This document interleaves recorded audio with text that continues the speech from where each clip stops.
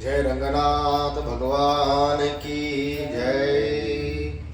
जय बोलो गोमटम स्वामी की जय। रामानुजा रामानुजा रामानुजा रामानुजा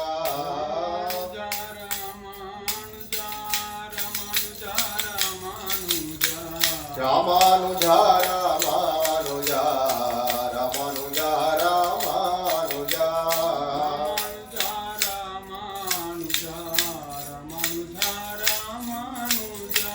रामानुजा रामानुजा रामानुजा रामानुजा रामानुजा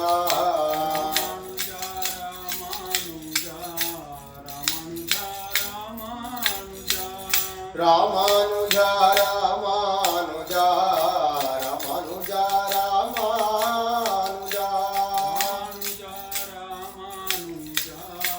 रामानुजा रामानुजा। स्वामी रामानुजाचार्य महाराज की जय। श्रीशैलेश दयापात्रं धीभक्त्यादिगुणार्णवं यतीन्द्रप्रवणं वन्दे रम्यजामातरं मुनिं। लक्ष्मीनाथसमारम्भां नाथयामुनमध्यमाम् अस्मदाचार्यपर्यन्तां वन्दे गुरुपरम्पराम्। यो नित्यमच्युतपदाम्बुजयुग्मरुग्म व्यामोहतस्तदितराणि तृणाय मेने अस्मद्गुरोर्भगवतोऽस्य दयैकसिन्धोः रामानुजस्य चरणौ शरणं प्रपद्ये। मातापिता युवतयस्तनया विभूतिः सर्वं यदेव नियमेन मदन्वयानाम्। आद्यस्य नः कुलपतेर्वकुलाभिरामं श्रीमत्तदङ्घ्रियुगलं प्रणमामि मूर्ध्ना। भूतं सरश्च महदाह्वय भट्टनाथ श्रीभक्तिसार कुलशेखर योगिवाहान्। भक्ताङ्घ्रिरेणुपरकालयतीन्द्रमिश्रान् श्रीमत्पराङ्कुशमुनिं प्रणतोऽस्मि नित्यम्। श्रियःपतिं जगन्नाथं सर्वदेवनियामकं नारायणं वासुदेवं शरण्यं शरणं भजे। वासुदेवस्य महिषीं नित्यां नित्यानपायिनीं कल्याणीं लोकजननीं कमलामाश्रये श्रियम्। अनन्तं गरुडं चैव तदान्यान् विष्णुपार्षदान् नित्यकैङ्कर्यनिरतान् नमामि नतवत्सलान्।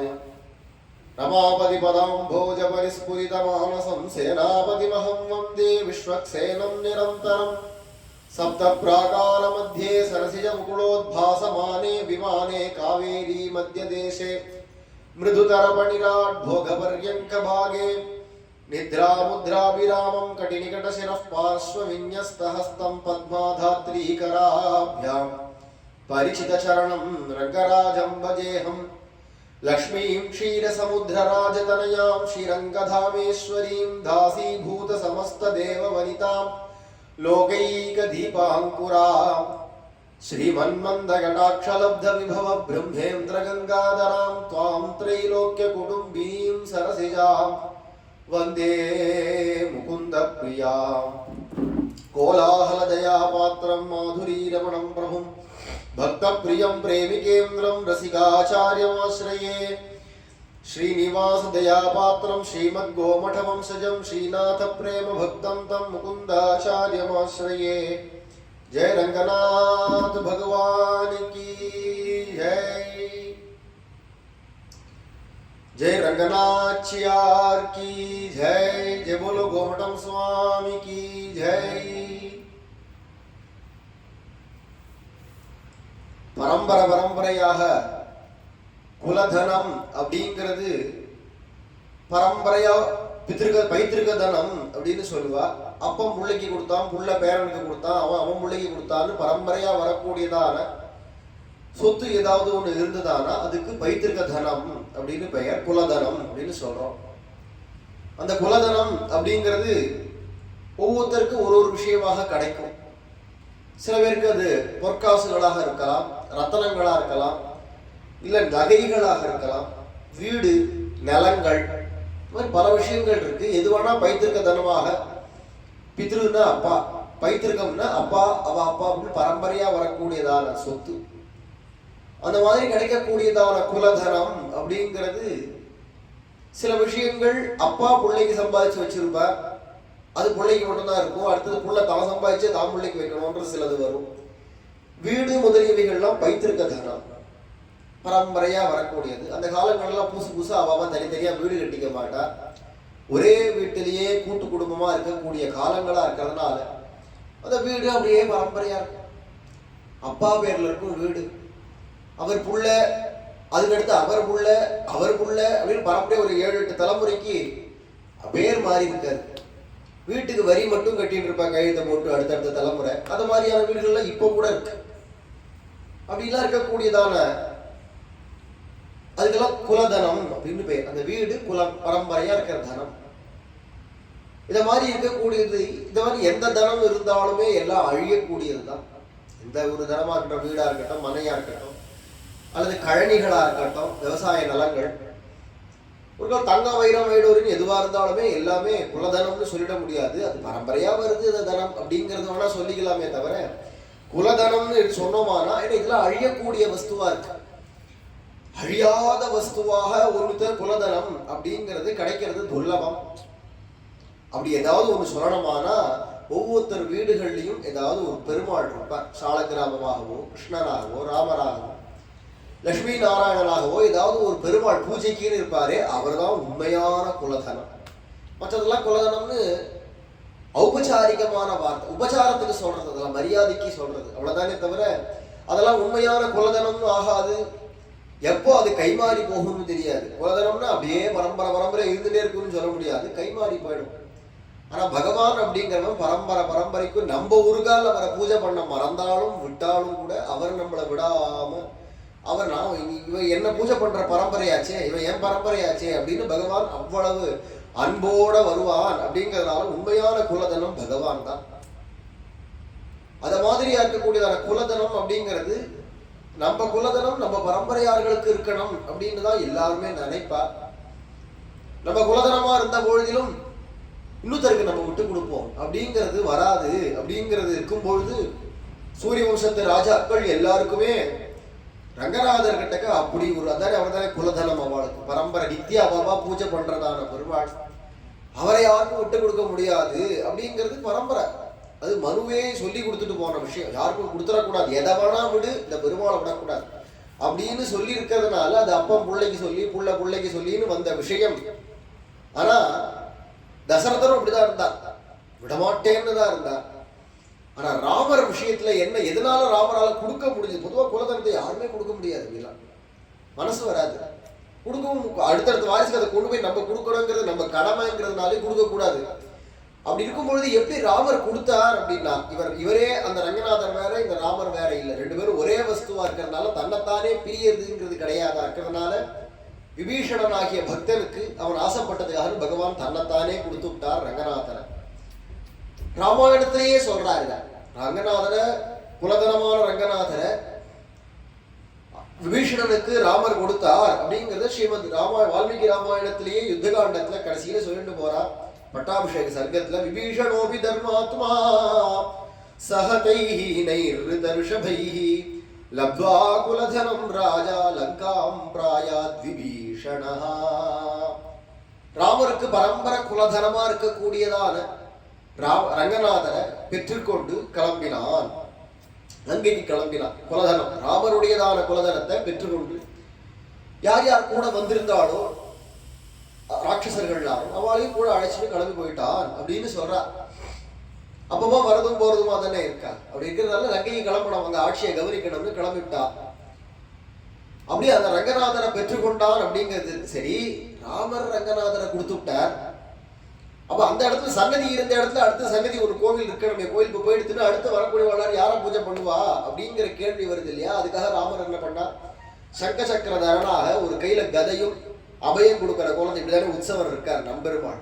அந்த உற்சவர் நம்பெருமாளை போலவே ஒரு மூலவரை ஸ்தாபிச்சு அதுக்கேற்றா போல மற்றொரு உற்சவரையும் ஏழ பண்ணி அவருக்கு ராமப்பிரியன் அப்படிங்கிறதான திருநாமத்தை சூட்டி அந்த பெருமாளை அங்க எழுந்தருள பண்ணி கோவிலை நிர்மாணம் பண்ணி தானே தன் கையால பூஜை பண்ணி பூசாதிகளுக்கு தன்னுடைய குழந்தைகளுக்கு ராமர் கொடுத்துட்டு கடைசியில தன்னுடையதான வைகுண்டமாகிய தாமத்துக்கு கிளம்பினார். அதுக்கப்புறமா அந்த பரம்பரை அப்படியே பூஜிச்சு அதுக்கப்புறமா அங்கேருந்து கை மாறி இங்க மதுராவுக்கு அந்த பெருமாள் வந்தா. அப்படியே அந்த பெருமாள் உற்சவரையும் மூலவரையும் மதுராவுக்கு ஏழப்பண்ணிட்டு வந்தா. மதுராவில் இருந்து வசுதேவர், அவன் அப்பா சூரசேனர் போன்றதான் நம்ம மகாராஜாக்கள் எல்லாரும், யாதவ வீரர்கள் எல்லாரும் பூஜை பண்ண. அதுக்கப்புறமா அதுல கிருஷ்ணன் பலராமர்கள் வர சமயத்துல துவாபரேக கடைசியில பலராமர் அந்த பெருமாளை ஏழப்பண்ணிட்டு அவர் துவாரகையில கிருஷ்ணன் ஆட்சி பண்ணச்சு. பலராமர் மேற்கு சமுத்திர தீரம் பூரா யுத்தம் பண்ணி ஜெயிச்சு எல்லா ராஜ்யங்களையும் துவாரகையிலேருந்து குஜராத்லேருந்து இங்க பூரா இங்க நமக்கு கர்நாடக பர்யந்தம் பூர்ணமா ராஜ்யத்தை விரிவாக்கம் பண்ணினார் பலராமர். பலராமர் இங்க மைசூர்ல சாம்ராஜ்யத்தை நிறுவினார். கிருஷ்ணன் துவாரகையில ரெண்டு பக்கத்துல ரெண்டு பேரா இருந்து ஆட்சி பண்ணும் பொழுது அந்த பகவானை இங்க கொண்டு வந்து வீட்டுக்கு மூத்த பிள்ளையா இருக்கிறதுனால பலராமர் தான் பூஜை பண்ண ஆரம்பிச்சார். அந்த பலராமர் பூஜை பண்ணிட்டு இருக்குச்சு. இந்த அவதாரத்தில் இவருக்கு ராமர்னு பேரா பலராமருக்கு, அதனால இப்பவும் ராமபிரியன்ற பேர்லயே இருக்கு. அதுக்கப்புறமா கடைசியில அந்தர்தானமான சமயம், லோகத்தை விட்டு பலராமர் கிருஷ்ணன் கிளம்புறதுக்கு முன்னாடி இந்த பெருமாளை இனிமே யார் பார்த்துப்பாங்க, அதனால இங்க வச்சுட்டு கிரகத்துல பூஜை அப்படிங்கிறத காட்டிலும் ஒரு கோவிலா நிர்மாணம் பண்ணி அங்க ஏழை பண்ணலாம்னு திருநாராயணபுரம்ங்கிற மேல்கோட்டையில அங்க ஒரு பெரிய சன்னதியை நிர்மாணம் பண்ணி அங்க அந்த பெருமாளை பிரதிஷ்டை பண்ணிட்டு பலராமர் கிளம்பி பிரவாசத்துல போய் கீழே நாகலோகத்துக்கு கிளம்பினார் அப்படிங்கிறது சரித்திரம். அபேர்பட்டதான ராமபிரியன் அப்படிங்கிறவர் அயோத்தியில இந்த ரங்கநாதர் கிளம்பினதுக்கு அப்புறமா வந்தார். அப்படிப்பட்டதான சன்னதி அதுவும் ராமர் பூஜை பண்ணி குழந்தைகளுக்கு வாரிசுக்கும் கொடுத்தார். மூலியாவும் ஆக்கி விடல. ஆனா விபீஷணனுடையதான பக்திக்கு, அது விபீஷணனுடையதான பக்தின்னு சொல்றதை காட்ட அந்த மாதிரி எத்தனையோ பேர் பக்தி பண்ணியிருக்காங்க. இந்த தர்மவர்மாவுக்கு பக்தி இல்லையான்னு அவர் இங்க உட்காந்து ஜபம் பண்றதுனால தான் அங்கேருந்து ரங்கநாதரை கிளம்ப பார்த்தார். அப்படி ஒரு ஆர்த்தி பண்ண பகவான் அர்ச்சாவதாரமா வரும்பொழுது ஏதாவது ஒரு பக்தனை எதிர்பார்க்கிறான். அந்த பக்தனுடையதான விருப்பத்துக்காகத்தான் தான் எல்லாத்தையும் செஞ்சுக்கிறான் அப்படிங்கிறது வரும்பொழுது தர்மவர்மாவனுடைய அந்த ஆர்த்தி ஆசை, அந்த ஆசக்திக்காக பகவான் அங்கேருந்து கிளம்பி ஆசைக்காக ஸ்ரீரங்க பர்யந்தம் விபீஷணன் மூலமாக வந்துட்டார். அப்படின்னும் பொழுது அப்படியே தபசுல உட்காந்து இருக்கார். 11,000 வருஷமா தபசு பண்ணவருக்கு திடீர்னு கண்ணை தந்தா எதிர்க்க பெருமாள் நிக்கிறார்னு பார்த்ததும் கண்ணீர் விட்டு தர்மவர்மா தத்ர சமாதேகே முத்திதோக்ரதா எதிர்ச்சையாததர் செய்தது விமானம் ரங்கமுத்தமம். கண்ணுக்கு எதற்கு இப்பேற்பட்ட ரங்க விமானம் தெரிஞ்சதுன்னா அவருக்கு எப்படி இருக்கும்? பார்த்த உடனே இது என்ன நம்ம பிரமையா, நம்மளுடைய பிரமையா? ரங்க விமானம் இங்க வந்துருத்துன்னு நம்மளா நினைக்கிறோமா, இல்ல நிஜமாவே வந்துருத்தா, இல்ல நம்ம எப்படியாவது அயோத்தியிலேயே உட்காந்து இங்க தபசு பண்றதா நமக்கு நினைச்சுன்னு உட்காந்து இருக்கோமா அப்படின்லாம் பல விதமான சிந்தனைகளோட அப்படியே ஒரு பக்கம் மனசுல சந்தோஷம், ரங்க விமானம் வந்துருத்து அப்படிங்கிறச்சு. ஆச்சரியமா இருக்கு, எப்படி வந்ததுன்னு தெரியல. ஆனா எப்படியோ பெருமாள் வந்துட்டார். நம்ம பண்ணினதான தபசுக்கு பகவான் பிரசன்னமாயிட்டார் அப்படின்னு நினைச்சுட்டு திருவடியிலேருந்து திருமுடி வரைக்கும் பார்த்து எத்தனை முறை பார்த்தாலும் அது அழுக்கக்கூடிய விஷயம் இல்லை.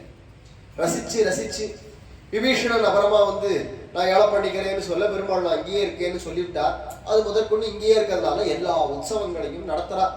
அங்க அயோத்தியில இருக்கும்போது எப்படிலாம் உற்சவங்கள் நடக்குமோ வருஷம் பூரா அத்தனை உற்சவங்களையும் கொண்டாடி பார்க்கிறார் தர்மவர்மா. ஆசையா நடத்துறார் ஒவ்வொருத்தையும். அப்படி இருக்கிறச்சே இப்பேற்பட்டதான தர்மவர்மா ராஜாவாகவும் இருக்கார். உறையூருக்கு போறதும் திருப்பி அங்கே நீங்க வரதும் பெருமாளுக்கு உற்சவங்கள் கொண்டாடுறதும். இங்க பெருமாள் வந்த உடனே இங்க எல்லாரும் வேணுமே பூஜை பண்றதுக்கு வேண்டியதான ஸ்ரீ வைஷ்ணவா பிராமணா எல்லாரும் வரணும் அப்படிங்கிறதுனால பிராகாரங்கள் எல்லாத்தையும் சுத்தி வர வெளி பிராகாரங்கள், உள்ளுக்குள்ளெல்லாம் பிராகாரம் உண்டு. உத்தர வீதி, சித்திர வீதி, அடைய வளர்ந்தால் போன்றவைகள்லாம் சொல்றோமே, இந்த மாதிரியான வீதிகளோ அங்க கிரகங்களையோ எல்லாத்தையும் அமைச்சு அங்க கைங்கரியம் பண்றதுக்குன்னு பல பேரை குடிபுகுத்தி அங்க எல்லாரும் வாசயோக்கியமாக அந்த இடத்தெல்லாம் ஆக்கி திருப்பணிகள்லாம் பல பண்ணி பெருமாளுக்கு உற்சவங்கள்லாம் கொண்டாடுறார். ஒரு வாகனமா பகவானுக்கு அலங்காரம் பண்ணி அப்படி ஏற்றி தங்க பல்லக்கு என்ன, குதிரை வாகனம் என்ன, கருட வாகனம், சிம்ம வாகனம், வம்ச வாகனம், எல்லா வாகனங்களையும் தேர் வரைக்கும் அத்தனையும் பண்ணி பண்ணி கண்கொள்ளா காட்சியா கண்டு கழிக்கிறார். பகவான் கோயில் கோயிலா வருதலாமே அதுக்கு தானே. நம்மளுடையதான மனசுல ஆனந்தத்தை ஏற்படுத்துறதுக்காக பகவான் கோயில் கொண்டிருக்கான். அவருக்கு ஏதோ ஒரு குறை வைகுண்டத்துல, ஆகையினால இங்க அதை நிறைவேற்றிக்கிறதுக்காக அங்க ஏதோ குறை வந்துருத்து, அதை சரிப்படுத்திக்கிறதுக்காக தான் இங்க வந்திருக்காரு அப்படிங்கிறது கிடையாது. அவர் எதுக்காக இங்க வரார் அப்படின்னா பக்தானாம் ஆனந்த வர்தராய அப்படிங்கிறார்.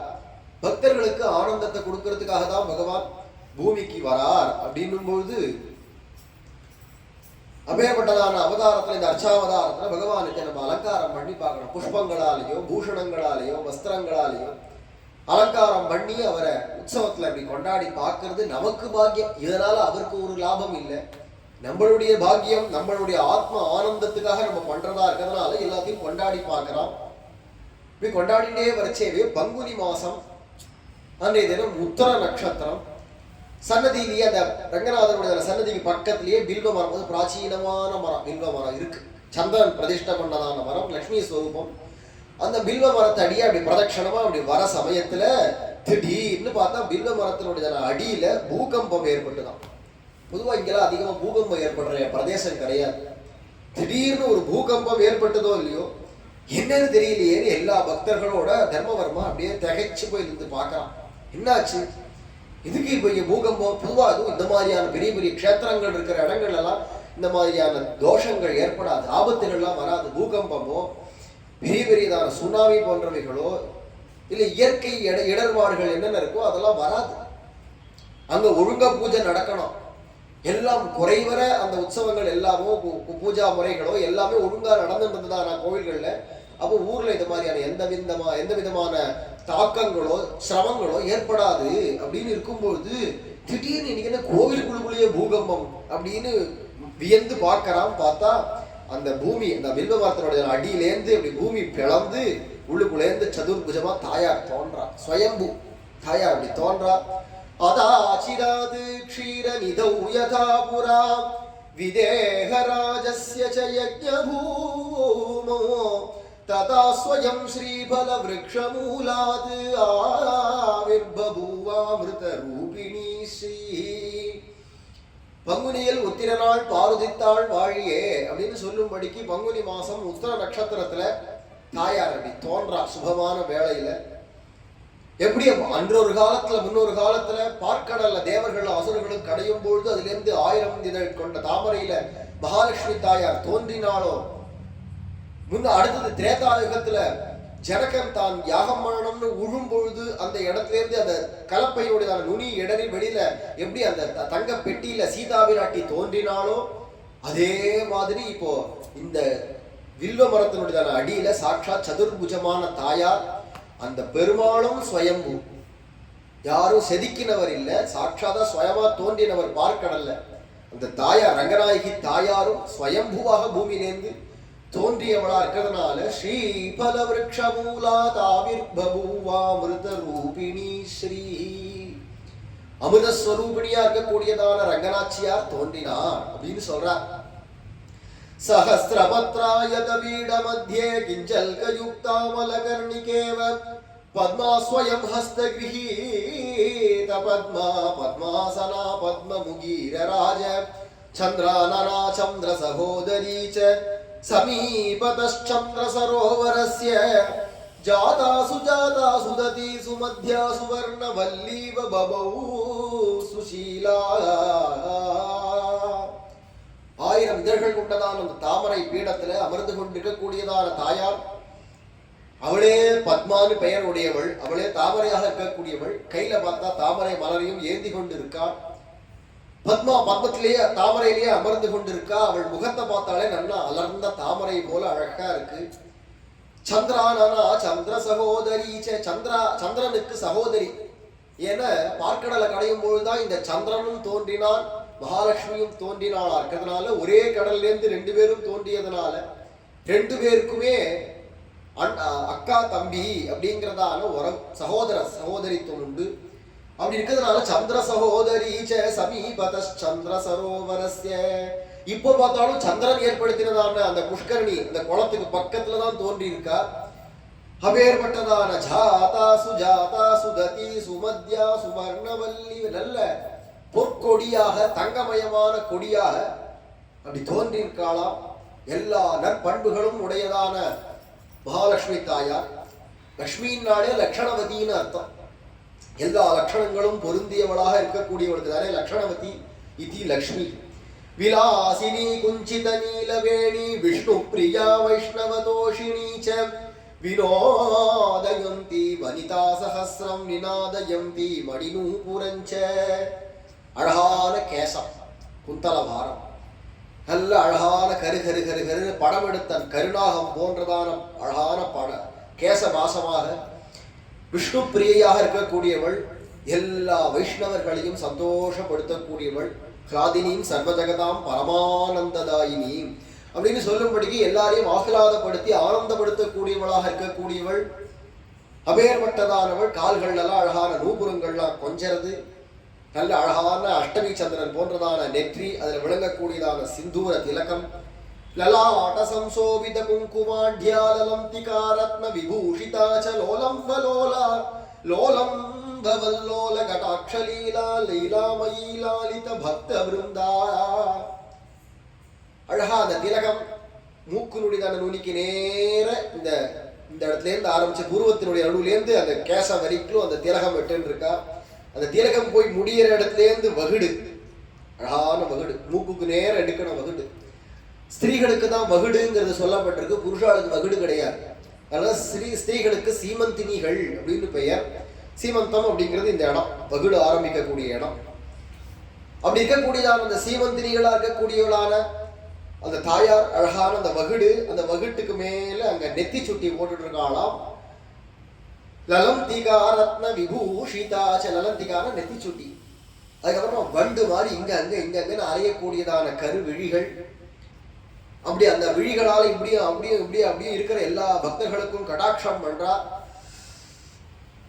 லட்சுமி தாயாருடைய கடாட்சத்தினால்தான் அவாவா அவாவாளா இருக்கா. அத்தனை செல்வங்களும் எல்லாருக்கும் கிடைக்கிறதுங்கிறதே லட்சுமியுடைய கடாட்சமா இருக்கிறதுனால லாலித பக்த பிருந்தா, எல்லா பக்தர்களுக்கும் வேண்டியதான நன்மைகளை செய்யக்கூடியவளாக சுனாசிகா சோபித முக்திகாச்ச மந்தஸ்மிதா மஞ்சுள பாஷினீச்ச பிம்பாதரா பிம்பித குண்டலாட்யா கண்டஸ்தலா கானகலா விலோலா. அழகான மூக்கு, எடுப்பான மூக்கு உடையவளாக, அதில் அழகான புல்லாக்கு, அழகான முத்து தெழுக்கம் போன்றதான மூக்குத்திகள்லாம் போட்டுக்கொண்டு, அழகான சிரிப்பு, அட்டகாசம் கிடையாது, உம்முன்னு சிடு சிடுங்கிற முகமும் கிடையாது. எவ்வளவு இருக்கணுமோ அத மாதிரியான சிரிப்பு, மந்தஸ்மிதம், பேசினாலும் இனிமையாக கொஞ்சி கொஞ்சி பேசக்கூடியதான பேச்சுடையவள், அழகான கொவ்வை கனி போல இருக்கக்கூடியதான உதடுகள் உடையவளாக, காதுகளில் போட்டுன்ற குண்டலங்கள்லாம் வந்து இந்த கன்னத்துல வந்து அப்படி முத்தமிடுறதா, தலையை அசையரிச்சு ஆடுறச்சே. அழகான கன்னம், கண்ணாடி ஒத்த கன்னமாக, கல்ல பாட்டு பாடக்கூடியவளாக, கான வித்தியக்கு தாயார் தானே பிரதானம். அபேர்பட்டதான கான விலோலையாக, கும்பஸ்தனி சுப்ரதுகூல வீதா புஷ்ப பிரியா பூஷித நிஷ்ககண்டி சுமேகலா கங்கண சோபிபாணிஹி குமாரிகா கேதகி புஷ்பகாந்திஹி सर्वेश देवा गगनेश सिद्धा गंधर्व विद्याधर किन्नराश्च जगुर्मृदंगादिनिनाद हृष्टा ममतार पुष्पैः बभृशुश्च देवी वैनामतस्तां निज पुष्करेण समभ्यषिञ्चति सरसंसहर्षं सुवर्ण कुम्भाहृत देव गंगा जलेन पुष्पे पुण्येन च शीतलेन. அழகான புஷ்ப மாலைகள்லாம் போட்டு கொண்டிருக்கா, தலையிலையும் பூசூட்டி கொண்டிருக்கா, இடுப்புல விளங்கக்கூடியதான மேகலை, கைகள் எல்லாம் கங்கணங்கள், விரல்களுக்கெல்லாம் மோதிரங்கள்லாம் போட்டுக்கொண்டு நல்ல குமாரியா இருக்கலாம். பகவான் நல்ல கட்டிடம் காளையாக யுவாவாக இருந்தான்னா இவ யுவதியாக இருக்கா, அவன் குமாரனா இருந்தா இவன் குமரியாக இருக்காள் அப்படின்னு சொல்லும்படிக்கு குமாரிகா கேதகி புஷ்பகாந்திஹி. இப்பேற்பட்டதான தாயார் அப்படி தோன்றினாலும் இல்லையோ, அத்தனை தேவர்களும் ஆகாசத்துல, கிண்ணறர்கள், தேவர்கள், சித்தர்கள், கந்தர்வர்கள், வித்யாதரர்கள் எல்லாரும் திரண்டு தேவ கணங்கள்லாம், சில பேர் பாடுறார்கள், சில பேர் ஆடுறார்கள், சில பேர் பூமாரி பொழியிறார்கள், வாத்தியங்கள்லாம் வாசிக்கிறார்கள். எல்லாரும் இத்தனை பேர் இப்படி கொண்டாடும் பொழுது தேவலோகத்து யானையா இருக்கக்கூடியதான ஐராவதம் அப்படிங்கிறது ஆகாச கங்கையிலேருந்து தீர்த்தத்தை கொண்டு வந்து தாயாருக்கு அபிஷேகம் பண்றது. எல்லா தேவர்களும் அது தங்கமயமான குடம், அதால எடுத்து தாயாருக்கு அபிஷேகம் பண்ண. திருவஞ்சன காலம் அப்படின்னாலே புருஷ சூக்தம், ஸ்ரீ சூக்தம் போன்ற வேத மந்திரங்கள் எல்லாம் சொல்லணும். ஆகையினால பலவிதமான ரிஷிகளோ பிராமணோத்தமர்களோ எல்லாரும் வேத மந்திரங்கள்லாம் சொல்றாளாம். ஸ்ரீ சூக்த வாக்கியைஹி முனயோ மகாந்தோ லக்ஷ்மீம் ஸ்புடம் துஷ்டு துஷ்டூராதரேண பக்தாஸ்ததா நாரத தேவலாப்த்யா ஜகுஷ்ட நானாவித கீர்த்தனானி. ஒரு பக்கத்துல பார்த்தா இந்த வைதிகர்களாக இருக்கக்கூடிய ரிஷிகளோ இல்ல பிராமணர்களோ இவெல்லாரும் வேத மந்திரங்கள், ஸ்ரீ சூக்தம் முதலீடுகள்லாம் சொல்றா. இந்த பக்கம் திரும்பினா நாரதர், தேவலர், ஹசிதர் போன்றதான பாகவதோத்தமர்கள் எல்லாரும் வீணை போன்றதான வாத்தியங்களை மீட்டு கொண்டு அவர்கள் பாட்டு பாடுறாளாம். தேவேந்திரன் தங்கமயமான ஆசனம் கொண்டு வந்து சமர்ப்பிக்கிறான். வருணன் ரத்னத்தினால பூஷணங்கள்ல ரத்தனம் பதிச்சதான நகைகள்லாம் கொண்டு வந்து சமர்ப்பிக்கிறான். பூமி தேவி புஷ்பமாலை கொடுக்கிறாளாம் தாயாருக்கு. சரஸ்வதியும் பார்வதியும் ரெண்டு பக்கத்துல இருந்து சாமரம் போடுறா. பார்ஸ்வே ஸ்தித்வா பார்வதிம் பாரதிம் ச சாமரம் விஜயந்தீம் பஷ்யந்தி யா பிரேம பாவம் கரோதி லக்ஷ்மீ நித்யம் மங்களம் மேதனோது பக்தியா நித்யம் சாமரம் வீஜயந்தி. ரெண்டு பக்கத்துலயும் பார்வதியும் பாரதிங்கிறவதான் சரஸ்வதி, ரெண்டு பேருமாக சாமரம் வீச இந்திராணி திருவடியை பிடிச்சு வர்றாள். தாயாருடைய பாத சேவனம் பண்றா. கிம் வர்ணனீயம் புவனேது தஸ்யாஹ சௌபாக்யமேவம் ஸ்ரீயமேவ சாட்சாத் கடாட்சலேசேன ததாதி யா வை மகேஸ்வரஸ்யாபி மகேஸ்வரத்வம். தாயாருக்கு இவ்வளவு நடக்கிறது ஒன்றும் பெரிய ஆச்சரியம் இல்லை. இது கூட பண்ணலன்னு அப்புறமா என்னது தாயாருக்கு. ஏன்னா இவளுடையதான ஒரு ஓர பார்வை இருந்தா போரும். ஸ்ரீமன் மந்த கட்டாட்சலப்த விபவ பிரம்மேந்திர கங்காதராகான்னு அவரவர்கள் பிரம்மாவோ இந்திரனோ கங்காதரனாகிய சிவனோ எல்லாரும் அவரவர்களுடைய ஐஸ்வர்யங்களோட அந்த ஸ்தானத்துல அவ இருக்கிறதுக்கு காரணமே இந்த மகாலட்சுமி தாயாருடைய ஓர பார்வை தான். அப்படின்னு இருக்கும்பொழுது அப்பேற்பட்டதான துவயா விலோகிதா சத்யா சீலாதி ரகிலை குணைஹி கொலைஸ்வர்யே புருஷா நிர்குணா அபி அப்படின்னு தேவேந்திரன் தாயார் பார்க்கடல்ல தோன்றின பொழுது ஸ்தோத்திரம் பண்றான் விஷ்ணு புராணத்துல. அப்பேற்பட்டதான அந்த தாயார் அப்படி தோன்றி இத்தனை தேவர்களும் பூஜிக்கிறா அப்படிங்கிறத பார்த்ததும் தர்மவர்மா இது என்ன பாக்கியம், இந்த பெருமாள் கிடைப்பாரா நம்ம ஏங்கிட்டு இருந்தோம், ஏதோ ஜபம் பண்ணிட்டு உட்காந்து இருந்தோம். அப்படி இருக்கும் பொழுது இப்ப என்ன ஆச்சுறான்னா இந்த பெருமாள் கிடைச்சாருங்கிறது மட்டும் இல்லாம தாயாரும் சேர்ந்து கிடைச்சிருக்காளே அப்படின்னு நினைச்சிருக்கு. உடனே அந்த தாயார் வரவேற்கணுமே, பேர்பட்டதான தாயார் வந்திருக்காருன்னும் பொழுது அந்த தாயாரை வரவேற்கணும் அப்படிங்கிறச்சே அந்த தாயாருக்குன்னு பாட்டு பாடி வரவேற்கிறான் தர்மவர்மா.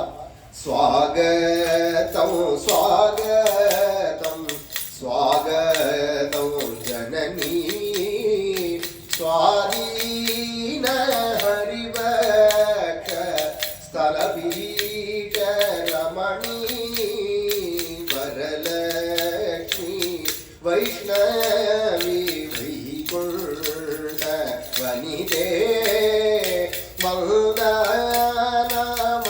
மங்களமஸ்துதே வாமன தைதே கல்யாண ரூபிணி கலசாபிதனயே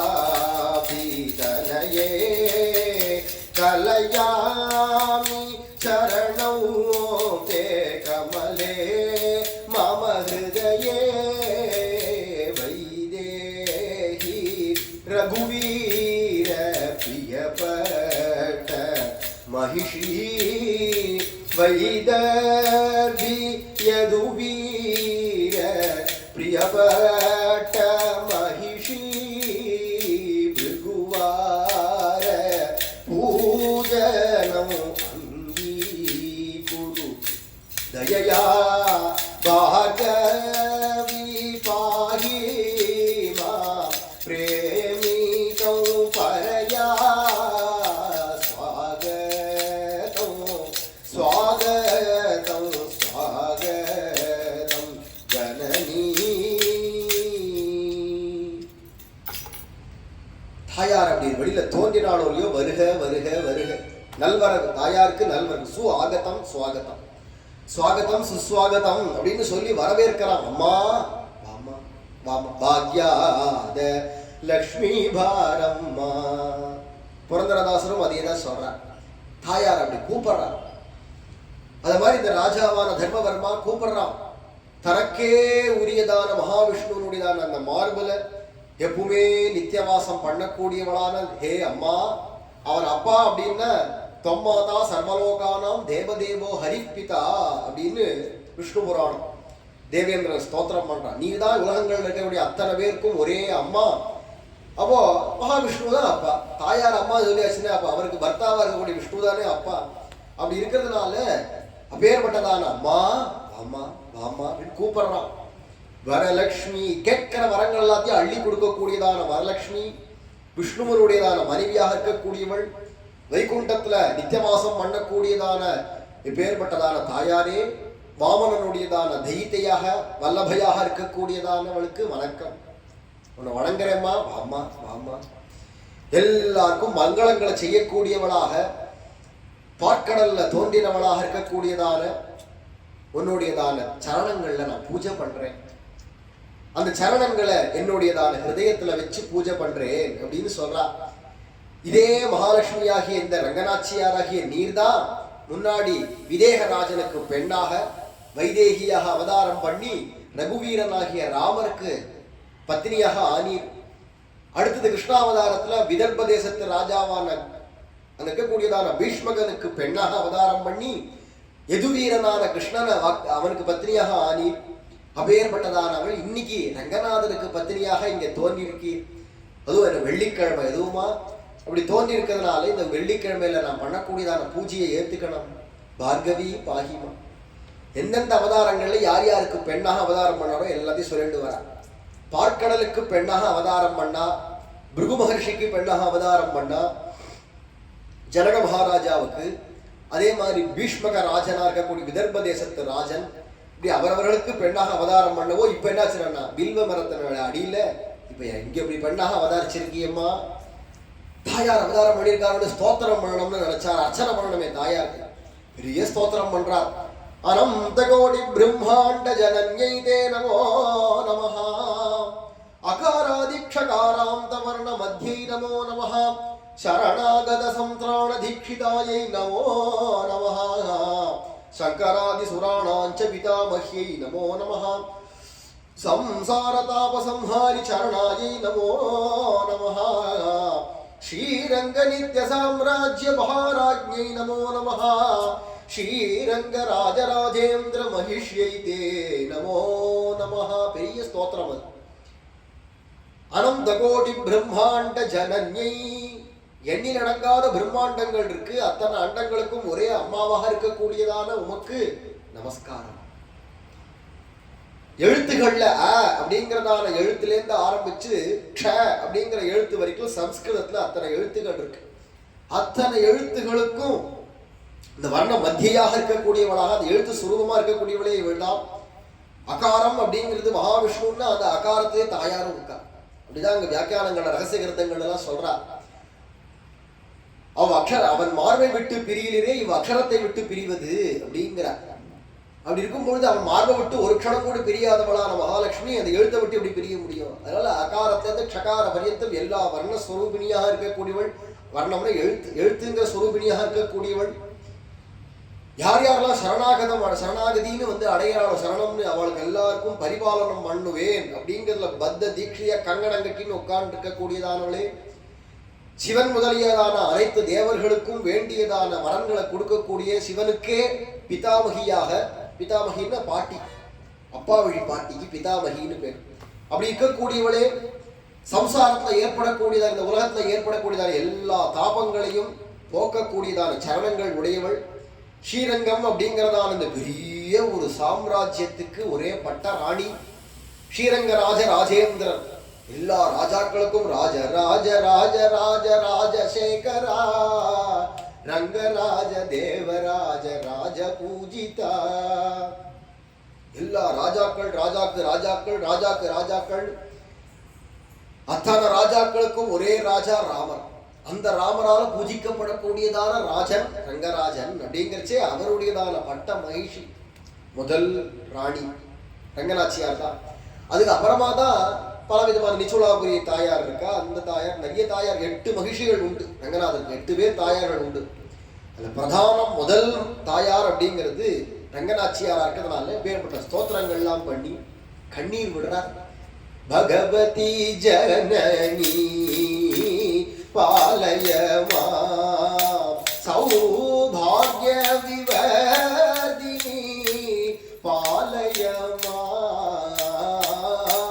பகவதி ஜனனி பாலயமா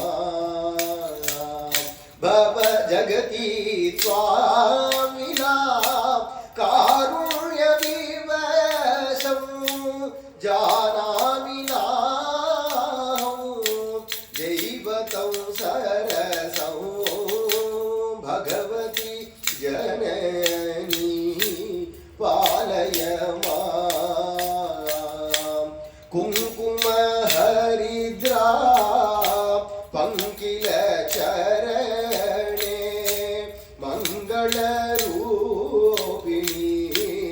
மணிமயாபரணே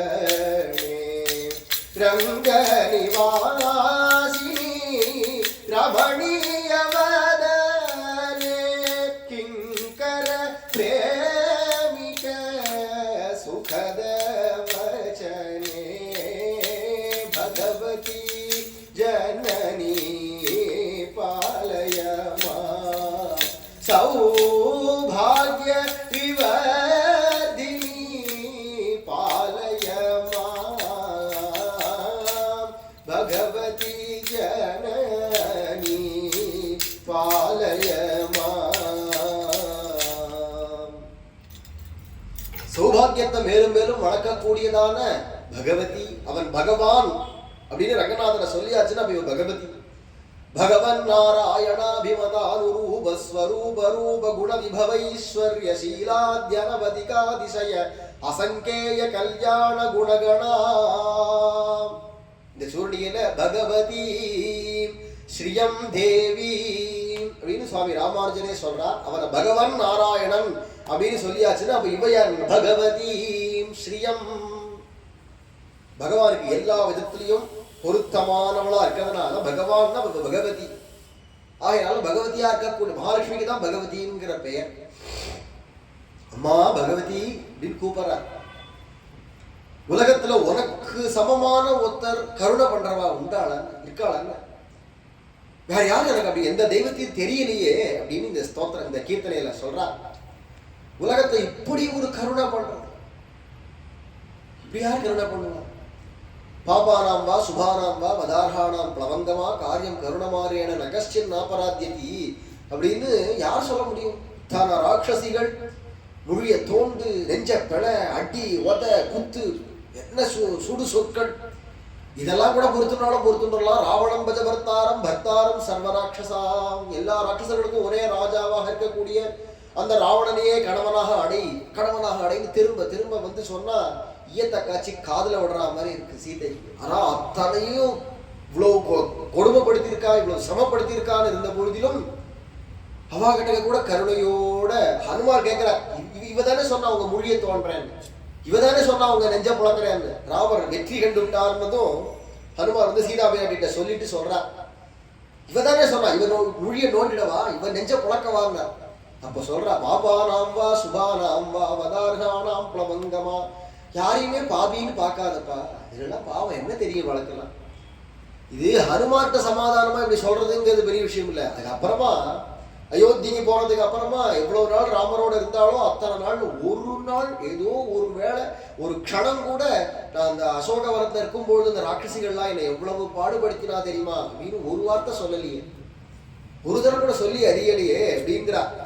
அப்படி இருக்கிறதுனால இப்படி ஒரு கருணை பண்றவா ஒருத்தர் உண்டா, அவளுக்கும் நன்மை உண்டாகணும்னு அனுகிரகம் பண்ணக்கூடிய குணம். எவ்வளவோ விதமான அபராதங்கள்லாம் நாம் பண்ணா கூட அதெல்லாம் கண்டுகொள்ளாம கருணையோட எனக்கு பார்த்து என்கிட்ட ஏதாவது ஒண்ணு ஒரு நல்லதுன்னு ஒரு சின்ன துளி இருக்குமா இருந்தா கூட அதை பெருசா எடுத்துட்டு இவ்வளவு நல்லது இருக்கேன்னு அனுகிரகம் பண்ணக்கூடியவளா என்கிட்ட வந்து என்கிட்ட அன்பு காட்டி எனக்கு திரும்பி அன்பு காட்ட தெரியல. அப்படி இருந்த போதிலும் கூட என்கிட்ட வந்து இப்படி அன்பு காட்டுறதுல உனக்கு நிகர் வேற யாராவது இருப்பாளா? பத்மநாப பிரிய மகிஷி அப்படின்னு பத்மநாபனான பகவான். ஏன் பத்மநாபன்னு சொல்றாருன்னா எல்லாத்துக்கும் காரணபூத நிவர் தான். உலகங்கள்லாம் எதுவுமே இல்லாத சமயத்துல ஒன்றும் தேவும் உலகும் உயிரும் மற்றும் யாதுமில்லா அன்று அந்த நாள்ல எல்லாத்தையும் தோற்றி வச்சவராக இருக்கிறதுனால பத்மநாபன். அதுக்கு மேல இன்னொரு அர்த்தம் என்னடான்னா, இவன் தான் ரங்கநாயகிய தாயார் ஜனனி ஜனனின்னு அம்மா அம்மான்னு சொல்லியாச்சு இல்லையா. அப்ப பகவான் யாருன்னா அவர் அப்பா அப்படிங்கறத இங்க துவனிப்பிக்கிறார். பத்மநாப பிரிய மகிஷி.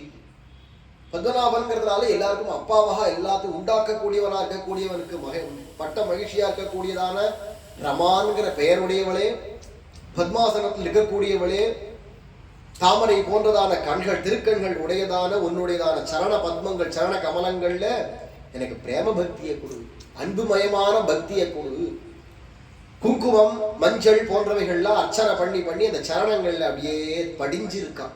குங்குமம் மஞ்சள்லாம் அப்படி இருக்கக்கூடியதான மங்களமான ரூபம் உடையவளாக பலவிதமான நகைகள் மணிமயமான ரத்தன கச்சிதமான நகைகள் போட்டுக்கொண்டு இந்த ஸ்ரீரங்க விமானத்துல இருக்கக்கூடியதான நித்தியவாசம் பண்ணக்கூடியதான மகாலட்சுமி இந்த அடியவனாகிய இந்த அன்பனுக்கு மனசுக்கு அப்படியே சுகமாக ஆனந்தத்தை கொடுக்கும்படியான பேச்சுக்களை பேசக்கூடியவளே அம்மா அப்படின்னு கூப்பிட்டு கண்ணீர் விடுறா. இப்பேற்பட்ட பாக்கியமா எனக்கு, இப்பேற்பட்டவோ என்ன அப்படி பூஜை பண்ணும்படிக்கு எனக்கு கிடைச்சுட்டியம்மா.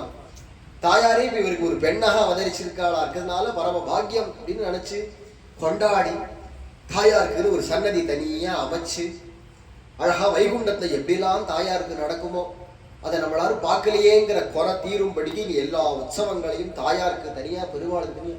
ஸ்ரீரங்கத்துல மட்டும் வருஷத்துல 365 நாள் இருக்கு. 360 நாள்னு சொல்லுறோம் இல்லையா? 360 நாள்ல 260 நாள் உற்சவம் தான். வெறும் 100 நாள் தான் ஃப்ரீ. ஃப்ரீன்னு என்ன, நித்திய உற்சவம் நடக்கும். விசேஷமான புறப்பாடு போன்றதான உற்சவங்கள் அப்படிங்கிறது இல்லாம ஆஸ்தானத்துல பெருமாள் இருக்கார், தாயார் ஆஸ்தானத்துல இருக்கா அப்படிங்கிறது வெறும் 100 நாள் தான். 260 நாள் தொடர்ந்து உற்சவம். இந்த உற்சவம் எந்த உற்சவம் எடுங்க எல்லாம் 10 நாள் தான். ஒண்ணு கூட 2 நாள் 1 நாள் அரை நாள்லாம் கிடையாது. எல்லாம் 10 நாள் 10 நாள். கோடை உற்சவம், கோடை திருநாள் 10 நாள், பிரம்மோற்சவம் 10 நாள், எல்லாம் வசந்தோற்சவம் 10 நாள், எல்லாம் 10 நாள். அத்தியாய உற்சவம்லாம் 20-30 நாள் நடக்கும். அப்புறம் 20 நாள் நடக்குது. 40 பகல் 10 20 நாள் உற்சவம். அப்படி எடுத்துட்டோம்னா எல்லாமே சமிருத்தியா 260 நாட்கள் உற்சவம் தான்.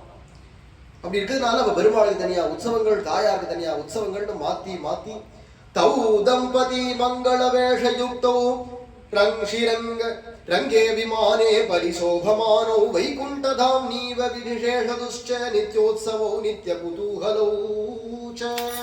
பெருமாளும் தாயாரும் வைகுண்டத்தை எப்படி இருப்பாளோ அத மாதிரி இங்க இருக்காளா ரங்கநாதரும் ரங்கநாயகி தாயாரும். தாயாருக்கும் பெருமாளுக்கும் கல்யாணோத்சவம் பண்ணி பார்க்கிறார். அன்னைக்கு பார்க்கடல்லையோ அல்லது பிருகு மகர்ஷியுடைய புத்திரியாக அவதாரம் பண்ண பொழுதோ அல்லது ஜனகனுடையதான அரண்மனையிலையோ விதர்ப தேசத்துல துவாரகையிலையோ இங்கெல்லாம் தாயாருக்கும் பெருமாளுக்கும் நடந்த கல்யாணோத்சவங்கள்லாம் பார்க்க முடியலையே. அதெல்லாம் குறை தீர இப்ப கிடைச்சா. அதனாலதான் அர்ச்சாவதாரமான பெருமாள் தாயாருக்கு நித்திய கல்யாணம் உண்டு. நித்தியமே கல்யாணம் பண்ணிட்டே இருக்கலாம். எத்தனை தடவை வேணாலும் கல்யாணோத்சவம் பண்ணி பண்ணி பார்க்கலாம். அது உற்சவமா இருக்கலாம். அது எதுக்காக நம்ம பார்க்கலையே. சரிதான் பார்த்துட்டு இப்ப ஒரு தடவை கல்யாணோத்சவம் பண்ணி பார்த்துட்டே அது போறலையே. இன்னொரு தடவை பண்ணு, இன்னொரு தடவை பண்ணு, இன்னொரு தடவை பண்ணு. ஆசைத்தீர கல்யாணோத்சவம் பண்ணி பார்க்கறதுக்காக தான் வருஷா வருஷம் மாசா மாசம் நித்தியபடிக்கே கூட கல்யாணோத்சவம் உண்டு. நித்தியபடிக்கே கல்யாணோத்சவம் திருப்பதியிலேயே நடக்கிறது. இங்க போனா திருவிடவந்தை அப்படிங்கிற இடத்துல போனாலும் அந்த திவ்யதேசத்தையும் நித்திய கல்யாண பெருமாள் நித்தியமே கல்யாணோத்சவம் நடக்கும். அது மாதிரி நித்தியமும் கல்யாணம் பண்ணலாம், நைமித்திகமாகவும் கல்யாணோத்சவம் பண்ணலாம். வருஷத்துக்கு ஒரு தடவை பங்குனி உத்திர சமயத்துல கல்யாணோத்சவம். எல்லா கோவில்கள்லையும் பங்குனி உத்திரம்னா கல்யாணோத்சவம் தான் விசேஷம். அப்படி இருக்கிறதுனால அப்பேற்பட்டதான உற்சவங்கள் எல்லாத்தையும் நடத்தி லக்ஷ்மி விவாஹோத்சவமாதரேண கிருத்வா நரேந்திரோ பவனம் ஜகாம தினே தினே பக்தஜனைருபேத்ய சகார சேவாம் புருஷோத்தமஸ்ய. ரங்கநாச்சியாருக்கும் ரங்கநாத பெருமாளுக்கும் விசேஷமான கல்யாணோத்சவங்கள்லாம் பண்ணி பார்த்தா நித்திய நித்திய அரண்மனைக்கு போறதும் வரதுமா. தர்மபெருமாக்கு குழந்தை இல்லை இதுவரையிலும். இவர் தபசிலியா உட்காந்துட்டார். ராஜாவாக ஆனார். அப்புறமா அங்க தசரதர் கூப்பிட்டார்னு அங்க போனார். அப்புறமா அங்கேருந்து பெருமாள் வரணுங்கிற ஆசையில இங்க வந்து உட்காந்து தபசு பண்ணி 11,000 வருஷம் போயிடுது. இப்பதான் அரண்மனை பக்கமே வர. இவ்வளவு நாள் மந்திரிகள் அவ ஏதோ ராஜ்யத்தை பார்த்துட்டு இருந்தா. இப்பதான் இவர் அரண்மனைக்கும் வர, ராஜ்யத்தையும் கவனிக்கிறார். ஆனா முழுசா ராஜ்யத்தை கவனிக்க பொதுவாகவே பக்தி மேலிட அப்புறமா குடும்ப வாழ்க்கையில ரொம்ப ஈடுபட முடியாது. அதுக்கு நேரத்தை ஒதுக்கியாச்சுன்னா அப்ப இதுக்கு நேரம் இருக்காது. எல்லாருக்கும் எங்க குடும்ப வாழ்க்கையில வாழ வேண்டாம், நம்ம வாழணும். எது தேவையோ அதுக்கு மட்டும் பார்த்துட்டு மிச்சது எல்லா பொழுதையும் பகவத் அர்ப்பணம் பண்றதுதான் பாக்கியம். இல்லைன்னா எல்லாருமே வைத்து தானே பார்த்துட்டு இருக்காங்க. குடும்பத்தை தானே எல்லாரும் உலகத்துல பார்த்துட்டு இருக்காங்க. ஜந்துக்கள் கூட அது பார்த்துட்டு தான் இருக்கு. அதுக்கு ஏதோ ஒரு குடும்பம்னு இருக்கு, இல்லை தான் வயிறுன்னு இருக்கு, அதை பார்த்துட்டு அது ஓடிட்டு இருக்கு. லவோலவோன்னு அதுக்கு தானே எல்லாமே பிரயத்தனப்பட்டு இருக்கு. அதை மாதிரி நம்ம வாழ்றதுல என்ன லாபம்? பகவானுக்கு நம்மளுடைய பொழுது சமர்ப்பிக்கணும். நம்மளுடைய புத்தியை, நம்ம உடல் பொருள் ஆவி எல்லாத்தையும் பகவத் அர்ப்பணம் எவ்வளவு முடியுமோ சமர்ப்பிக்கணும். அப்படிங்கிறதுனால ராஜா நித்தியம் ஓடி வரான். ரங்கநாதரிய ரங்கநாயகி தாயாரை சேவிக்கிறான். உற்சவங்கள் கொண்டாடி பார்க்கிறான். ஜனங்கள்லாம் சாரியா வந்து பெருமாளை சேவிக்கிறார். சர்வம் சுசம்பன்னமபூது முகுந்த பக்தியா நரேந்திரஸ்ய கிருஹே சதைவ தேசோபி சர்வத்ர சமிருத்தயேவ ரேஜேஹி ரங்கேஷ கிருபா கடாட்சாத். ரங்கநாதனுடைய அந்த கருணையினால ஊர்ல எல்லா சமிருத்தியா இருக்கா, எல்லா செல்வங்களும் நிறைஞ்சு இருக்கு. ராஜாவுடையதான அரண்மனையிலையா இருக்கட்டும், ஊர் மக்களுக்கா இருக்கட்டும், எல்லா விதமான நன்மைகள் தான். தீங்கின்றி நாடெல்லாம் திங்கள் மும்மாறி பெய்யுதுன்னு சொல்லும்படிக்கு எல்லா நன்மைகளோட அரசாட்சி நடக்கிறது சோழ தேசம் பூர. அந்த ரங்க விமானம் எங்க இருக்கோ அங்க ஒரு நாள் கூட எந்த விதமான தீங்குகளும் இல்லாம இருக்கும்ன்றது என்னைக்கோ அங்க வார்க்கடல்ல பகவான் சொன்னாங்கிறது பெருசு இல்லை, பார்க்கலாம். தீங்கின்றி நாடெல்லாம் இருக்கா, அப்படி ஆட்சி நடக்கிறது. இவர் இப்ப யாருடைய ஆட்சினா ரங்கராஜனுடைய ஆட்சின்னு நினைக்கிறான் தர்மவர்மா. யார் ஆட்சி பண்ணல, யாவரும் அவர் ரங்கராஜனுடைய வேலைக்காரன், அவர் தான் ராஜா. இதுக்கு முன்னாடி இருக்கிற நான் ராஜா அப்படிங்கிறதான கர்வம் உண்டு. இப்ப என்ன சொல்றா, அடியேன் அப்படிங்கிற வினயம் வந்து கொடுத்தான்.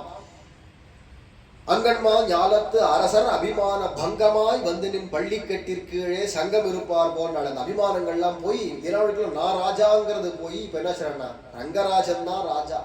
அவர் தான் என்னைக்குமே ராஜா, அன்றும் இன்றும் எத்தனை ராஜ்யத்தை பார்த்தவர், இன்னைக்கே நேத்திக்க எவ்வளவு ராஜாக்கள், எத்தனை விதமான படையெடுப்புகள்ல வந்தவா எல்லாரையும் பார்த்துட்டார். பிரிட்டிஷ் ராஜ்யங்கள், அதுக்கு முன்னாடி முகலாய ராஜ்யங்கள், அதுக்கு முன்னாடி நம்ம தேசத்துல இருந்ததான ராஜாக்கள்னு அது எத்தனை பரம்பரை, எத்தனை தலைமுறைகள் போயிருக்கு. அத்தனை பேரையும் பார்த்து அத்தனை பேருக்கு வேண்டிய நன்மைகளை பண்ணி அவாவால வாழ வச்சு எல்லாருக்கும் வேண்டிய நன்மையை பண்ற இவர் தான் ராஜா. உண்மையா மிச்சமெல்லாம் பூஜாதான், ராஜாவாகவே இருந்தா கூட மிச்சமெல்லாம் பூஜாதான், இவர் தான் ராஜா அப்படின்னு சொல்லும்படிக்கு நித்திய ராஜன் ரங்கராஜனாக எழுந்தருளி இருக்க. ஆனா இந்த தர்மவர்மாவுக்கு எல்லாம் நிறைஞ்சிருக்கு, ஒன்னே ஒண்ணு இல்லை, குழந்தை இல்லை. குழந்தை வேண்டாமா, குழந்தை வேண்டாமா, குழந்தை இல்லையே அப்படின்னு ராஜாவுக்கு தோணலை, பகவானுக்கு தோன்றதான். ராஜாவுக்கு அதை பத்தி சிந்தனை இல்லை, தாயாரே பொண்ணாக பிறந்திருக்காளே அதுவே போறோம்னு சந்தோஷப்படுறான். இருந்தாலும் தர்மவர்மாவுக்கு ஒரு பெண் அவதாரம் பண்ணணும் அப்படின்னு பகவான் சங்கல்பிக்க மகாலட்சுமி தாயாரே இவளுக்கு ஒரு பெண்ணாக தோன்றினாள். அவளுக்கு ஸ்ரீவாசலட்சுமி அப்படின்னு பெயர் சூட்டினான் தர்மவர்மா. குழந்தையாச்சுனாலே, பிறந்தாச்சுனாலே உடனே எடுத்துன்னு வந்து கோவில்ல தானே பகவான் சேவை பண்ணி வைக்கிறதானே வழக்கம். அன்னப்பிராசனம் எல்லாமே கோவில்ல தான். தாயார் இந்த குழந்தை நாள் அப்படியே வளர்ந்துட்டே வரா. இந்த குழந்தைக்கு பொதுவாக குழந்தைகளுக்கெல்லாம் விளையாட்டுக்குன்னு மரப்பாச்சி பொம்மை கொடுப்பா. அந்த காலங்கள்லாம் நிறைய மரப்பாச்சி பொம்மை, அதுவும் திருப்பதிக்கு போயிட்டு வந்தாங்கன்னா அங்கே கிடைக்கும், நிறைய திருப்பதியில தான் மரப்பாச்சி பொம்மை கிடைக்கும். அதை வாங்கிட்டு வந்து குழந்தைக்கு கொடுப்பா. அது மரப்பாச்சி பொம்மையை வச்சுன்னு அது வாட்டிக்கு என்னமோ பண்ணிட்டு இருக்கும், விளையாடிட்டு இருக்கும். அது பெருமாள் தான் மரப்பாச்சியா இருக்குது. அந்த பொம்மையை கொடுத்தாச்சுன்னா அதை வச்சுனே விளையாடி அந்த பக்தி குழந்தையிலேருந்தே வரணும். 5ல் விளையாது 50லயா விளையும். எல்லாம் பெரிய வயசாயிட்டு பார்த்துட்டா போறா, அந்த பக்தி பண்ணா போறாதான்னு சொல்றதே முட்டாள்தனம். சின்ன வயசுலேருந்தே பால்யாத்மபதி சுஸ்னிக்தா அப்படின்னு சொல்ல முடியும். குழந்தையிலேருந்தே பக்தி வளரணும். அது 2.5 உடம்புல கலந்துடணும். பக்தி இல்லாம நான் இல்லை அப்படின்னு கலந்துடணும், உடம்புல ஊறி போயிடணும். அப்படி இருக்கிறதுனால அந்த ஸ்ரீவாசலட்சுமிக்கு அந்த ராஜாவா இருக்கக்கூடியதான தர்மவர்மா இவருடையதான போஷுக்கு மரப்பாச்சி பொம்மை வாங்கி கொடுக்க வேண்டாம். ராஜாவா இருக்க ரொம்ப சாதாரண குடும்பஸ்தர்களா இருக்கலாம், ஏழையா இருக்கலாம், ஏதோ மரப்பாச்சி பொம்மையை வாங்கி கொடுப்போம் அப்படின்னு வாங்கி கொடுப்பா. ஆனா இவருக்கு இருக்கிறதான சொத்துக்கு தங்கத்துல ஒரு நம்பெருமாளை பண்ணி கொடுத்தாராம். உற்சவர் நம்பெருமாள் மாதிரியே தங்கத்துல ஒரு பெருமாளை பண்ண சொல்லி குழந்தைக்கு விளையாடுறதுக்கு வச்சுக்கோ அப்படின்னு கொடுத்து அந்த பெருமாளை கொடுத்ததும் அந்த குழந்தையா இருக்கிற சேவையை அதை வச்சுட்டு ஆடுறதும் பாடுறதும் குளிப்பாடுறதும் கொஞ்சறதும் குலாவறதும் உற்சவங்கள் அங்க பெருமாள் ஸ்ரீரங்கத்துல என்ன நடக்கிறதோ எல்லாம் அப்பாவோட அப்படியே போய் பார்ப்போம். அங்க நடக்கிறதெல்லாம் பார்த்து இங்க வந்து தன்னுடைய பெருமாளுக்கு கொண்டாடுவோம். ராஜா பார்த்து சந்தோஷப்படுவான். இதானே குழந்தைன்னு இருந்தாலே இப்படி விளையாடுறதானே குழந்தை, அதானே பாக்கியமே. பக்தி பண்ற குழந்தை தான் வாயும்னன் மக்கள்ங்கிறார். ஏதோ 100 குழந்தை பிறக்கிறது உலகத்து, அத மாதிரி இந்த குழந்தைன்னா அப்புறமா அதுக்கு என்ன விசேஷனம்? அப்படி இருக்கிறதுனால வாயும்னன் மக்களாக அது தாயாரே வந்து அவதாரம் பண்ணியிருக்காங்கிறச்சு அவள் எப்படி இருக்கும்? தாயாரா தானே இருக்கும். அது மட்டும் இல்லாம அவளுக்கு எல்லா கலைகளும் தானா வருது, சொல்லி கொடுக்கணுங்கிற அவசியம் இல்லாம அத்தனை கலைகளும் நன்னா பாட்டு பாடுறா, நாட்டியம் ஆடுறா, எல்லா விதமான கலைகளும் வீணைகள்லாம் மீட்டி அழகா வீணைக்கு இணங்கி பாடுறா, கிளியோட கொஞ்சறது எல்லாமே ஒரு கலைகள். அத்தனை கலைகளும் தாயா இந்த ஸ்ரீவாசலட்சுமிக்கு தானா வருது. இன்னைக்கு எல்லாம் இருந்தா ஒரு 6-8 வயசு குட்டி தோழிகள்லாம் நிறைய பேர் இருக்கா. பொதுவாகவே ராஜகுமாரிகளுக்கு இந்த மந்திரிமார்கள் அவளுடைய ராஜாக்களுடைய அண்ணன் தம்பிகள்லாம் இருந்தாங்கன்னா அவளுடைய குழந்தைகள்லாம் எல்லாம் ஒன்னா சேர்ந்து விளையாடும். தோழிகள் இருப்பா, ராஜகுமாரர்களுக்கு தோழர்கள் இருப்பா, அதெல்லாம் வழக்கம் தானே. அதை மாதிரி இருக்கக்கூடியதான தோழிமார்களோட இந்த பெருமாளை வச்சுட்டு ஊஞ்சலை போட்டு ஆடுறதும் கொஞ்சறதும் குலாவறதும் விளையாடுறதுமாக இப்படியே இருக்கக்கூடியதான ஸ்ரீவாசலட்சுமி அடிக்கடி நடக்கிறச்செல்லாம் நேரம் ஸ்ரீரங்கத்துக்கு வந்துடுவோம். இப்போ கொஞ்சம் பெரிய குழந்தைய ஆயிட்டா, 7-8 வயசு ஆயிடுத்து அப்படிங்கிறதுனால ராஜா தோழிகளோட நீங்க எல்லாரும் அப்பப்போ போய் ஸ்ரீரங்கநாதனை போய் சேவிச்சுட்டு வாங்குவோம் அப்படின்னு அனுமதிக்கிறான். அதனால வந்து இங்க சேவிக்கணும், வரதும் போறதும் விளையாடுறதும் காவேரி கரையில இப்படியே இருக்குச்சேவே ஒரு நாள் தோழிகளோட வந்திருக்கா. உறையூர்ல இருந்து கிளம்பி வரா இந்த ஸ்ரீவாசலட்சுமி. உறையூர் நாச்சியார் அப்படின்னு சொல்றோமே, அவளுக்கு தான் ஸ்ரீவாசலட்சுமின்னு பேர். இந்த ஸ்ரீவாசலட்சுமி தன்னுடைய தோழிகளோட காவேரி கரைக்கு வந்துட்டா. தாண்டி அக்கறைக்கு போகணும். இன்னைக்கு பார்த்து ஓடக்காரனை காணும். ஓடக்காரனை தானே அழிச்சுட்டு போறதுக்கு, காவேரியை கடக்கணுமே. சின்ன சின்ன குழந்தைகள் நீச்சல் அடிச்சுட்டு போறது இல்லை, அவ்வளோலாம் பழக்கம் கிடையாது. ஆகையினால ஓடத்துல ஏறி போகணும். ஓடத்துல ஏறி போகிறது ஓடக்காரன் இல்லை, என்ன பண்றது தெரியாம எப்படி அப்படின்னு பார்த்துட்டு எப்படி போறதுடி, ஸ்ரீரங்கம் போகணுமே, பெருமாளை சேவிக்கணுமே, அங்க சன்னதி போடுறதுக்குள்ள போய் சேவிச்சிடணுமே டி, எப்படி போறது அப்படிங்கிற சாயங்காலம் பொழுது 5:30 மணி இருக்கும். ததா தத்ராகதா நிஜ சகீஜன பரிபிருதா தர்மவர்ம ராஜகுமாரி ஸ்ரீவாசலக்ஷ்மி லக்ஷ்மணேவ சஞ்சரந்தி லலித குசுமாரி ஹரந்தி லீலயா மாலாம் கலயந்தி சாரிகேவ சரசம் கூஜந்தி சந்திரிகேவ ராஜந்தி ஹரிணீவ பஷ்யந்தி பத்மினீவ ஹசந்தி பதநூபுரம் கொணயந்தி கந்துக கிரீடாம் குர்வந்தி கந்தர்ப்ப சித்தமபி மோகயந்தி விஜஹார. அந்த கரையிலேயே என்ன பண்றதுன்னு தெரியல, கையில எல்லாம் எடுத்துட்டு வந்திருக்கா பூஜைக்கு வேண்டியதானதைகளோ. ஸ்ரீரங்கத்துக்கு போனா அங்க கொஞ்ச நேரம் விளையாடிட்டு வருவா. பெருமாளையும் போய் சேவிச்சுட்டு எல்லா தோழிகளுமா அங்க போய் கொஞ்சம் விளையாடலாம் அப்படின்னு பந்தெல்லாம் கொண்டு வந்திருக்காளாம். அதெல்லாத்தையும் கையில கொண்டு வந்திருக்கக்கூடியதானவளா இருக்குனால எல்லா தோழிமார்களோட இவ இங்கேயே அங்கேயே அப்படி சஞ்சாரம் பண்ற அந்த புலினங்கள்ல காவேரி கரை மணல் வலையில இங்க எங்கேயும் நடக்கிறா. அழகான புஷ்பங்கள்லாம் பறிச்சு வச்சுக்கிறேன். இங்க நல்ல பூக்கள்லாம் இருக்குடி, நல்லதான் இருக்கு, வாசனையான புஷ்பங்களா இருக்குல்ல, எல்லாம் பறிச்சு எடுத்துட்டு போய் பெருமாளுக்கு அங்க சேர்க்கலாண்டி அப்படின்னு பேசிட்டே ஒரு புஷ்பமா அழகழகான புஷ்பங்கள், தோட்டத்துல விளையிறது வேற, இயற்கையா கிடைக்கிற புஷ்பங்கள் வேற, அதெல்லாத்தையும் பறிச்சுக்கிறாளாம். பலவிதமான அந்த பறிச்ச மாலைகள்லாம் என்னதான் பண்றது, புஷ்பங்களை வெறும் கொண்டு போய் கொடுக்கறத விட நன்னா இருக்குடி, பாக்குறதுக்கே அழகா இருக்கு, இதெல்லாம் வச்சு ஒரு மாலை கட்டுனா என்ன அப்படின்னு பேசிட்டு இந்த ஸ்ரீவாசலட்சுமி மிச்ச தோழிகளோட அழகா அப்படியே விளையாட்டா மாலை கட்டுறாளாம். மாலை கட்டுறது ஒன்றும் அவ்வளவு சாதாரணம் இல்லை, நல்ல பழக்கம் வேணும். ஏன்னா கட்டிட்டே கொஞ்சம் பூக்கள் உதிர்ந்துடக்கூடாது இல்லையா, அப்படி வச்சு அழகா கட்டுறா. இப்படி விளையாட்டா கட்டிகிட்டே போறாளாம். லீலையா மாலாம் கலயந்தி. அந்த பூவை குடி, அந்த பூவை இங்க வச்சாதான் நல்லா இருக்கும், இந்த பூ வேண்டாம், அது அந்த பூவையும் எடுத்துக்கொடு அப்படின்னு நடுநடுவில் பேசுறாளாம். அந்த பேசுறது எப்படி இருக்குல்ல, கிழிமொழியால் அலற்றிய சொல் அப்படிங்கிறது போல கிளி கொஞ்சி பேசுறா மாதிரி பேசுறாளாம். சந்திரிகேவ ராஜந்தி. சந்திரன் அப்படிங்கிறவர் ஆகாசத்துல வந்துட்டான்னா எப்படி பிரகாசமா இருக்கானோ, உலகத்துக்கே பிரகாசத்தை கொடுக்கறானோ, நல்ல ஒரு சீதளத்தை ஒரு தன்மையை கொடுக்கறானோ, அத மாதிரி இந்த தாயாரா இருக்கக்கூடிய ஸ்ரீவாசலட்சுமி எல்லாரையும் சோபப்படுத்துறாளாம். இந்த குழுலையே வச்சு பிரதானமா பளிச்சுன்னு தெரிகிறா. அதுதான் ஆகாசத்துல 1000 நட்சத்திரங்கள் இருந்தாலும் சந்திரன் எப்படி பளிச்சுன்னு தெரிகிறானோ அத மாதிரி இருக்கக்கூடியவள். அவளுடைய அப்படி பாக்குறா தோழிய, அப்படி பாக்குறா இல்லையா, அந்த பார்வைகள்லாம் பார்த்தா மருண்ட மான போல அந்த விழி இருக்காம். அப்படி பார்க்கக்கூடியவள் நடுநடுவில் சிரிக்கிறாளாம். இப்படி கட்டுறா பாருடி, இவ்வளவு அழகா கட்டுறா பாரு அப்படின்னு இந்த தோழிகள் பேசின்றாளான்னா அது பார்த்து இவளுக்கு சிரிப்பு வருது, கழுக்குன்னு சிரிச்சுக்கிறா. அந்த சிரிக்கிறத பார்த்தா தாமரை அப்படி அந்த தாமரை மொக்கு வளர்ந்தா எப்படி இருக்குமோ அத மாதிரி இருக்கா, பளிச்சுன்னு சிரிக்கிறா. பதநூபுரம் கொணயந்தி. இப்படி அப்படியே நடக்கிற செயல்லாம் அப்படியே அந்த காலில் இருக்கக்கூடியதான அந்த சலங்கைகள் நூபுரங்கள்லாம் இருக்கு, அதெல்லாம் ஜல் ஜல் ஜல்னு கொஞ்சறது. இப்படி அந்த பந்துகள் எல்லாத்தையும் வச்சுன்னு அந்த ஓடக்காரன் வர்றதுக்கு சும்மா இருக்கிறத கொஞ்சம் விளையாடுவோம் மேடி அப்படின்னு ஒருத்தர் இப்படி பந்து போட்டு விளையாடுறா. இவளை பார்த்தா எல்லாரும் மயங்கி போறாளாம், பார்க்கறவா எல்லாரும். அப்பேற்பட்டதான எல்லாரையும் மோகிக்க வைக்க யாரா, வெறும் சாதாரண குப்பை சுப்பெல்லாம் மோகிக்கிறது இல்லை, பகவானே மோகிக்கிறான் இந்த விஷயத்துல. ஏன்னா தாயாராச்சே அப்படிதானே இருக்கும். அப்பேற்பட்டதான அந்த நிச்சுலாபுரி வள்ளியா இருக்கக்கூடியதான ஸ்ரீவாசலட்சுமி இப்படி விளையாடுறா. இப்படி இருந்துட்டே இருக்கச்சேவே தாயார் இங்க வந்திருக்கா அப்படிங்கிறது பெருமாளுக்கு தெரிஞ்செடுத்து. ஆகையினால நம்பெருமாள் பார்த்தார், சரி கொஞ்சம் ஊரை சுத்தி பார்த்துட்டு வரேன் ஸ்ரீரங்கத்தை அப்படின்னு சொல்லி தன்னுடைய வாகனமாகிய கருடாழ்வாரை குதிரையாக ஆக அந்த குதிரை வாகனத்து மேல ஏறிண்டா. ஜிலுக் ஜிலுக் ஜிலுக் ஜிலுக் ஜிலுக்குன்னு அப்படி அங்க இங்கன்னு சஞ்சாரம் பண்ணிட்டு நேரம் வந்துட்டா. எங்க எந்த இடத்துல இந்த ஸ்ரீவாசலட்சுமி அப்படிங்கிறதானவோ விளையாடிட்டு தர்மவர்ம ராஜகுமாரி இருக்காளோ அந்த இடத்துக்கு வந்துட்டாரா.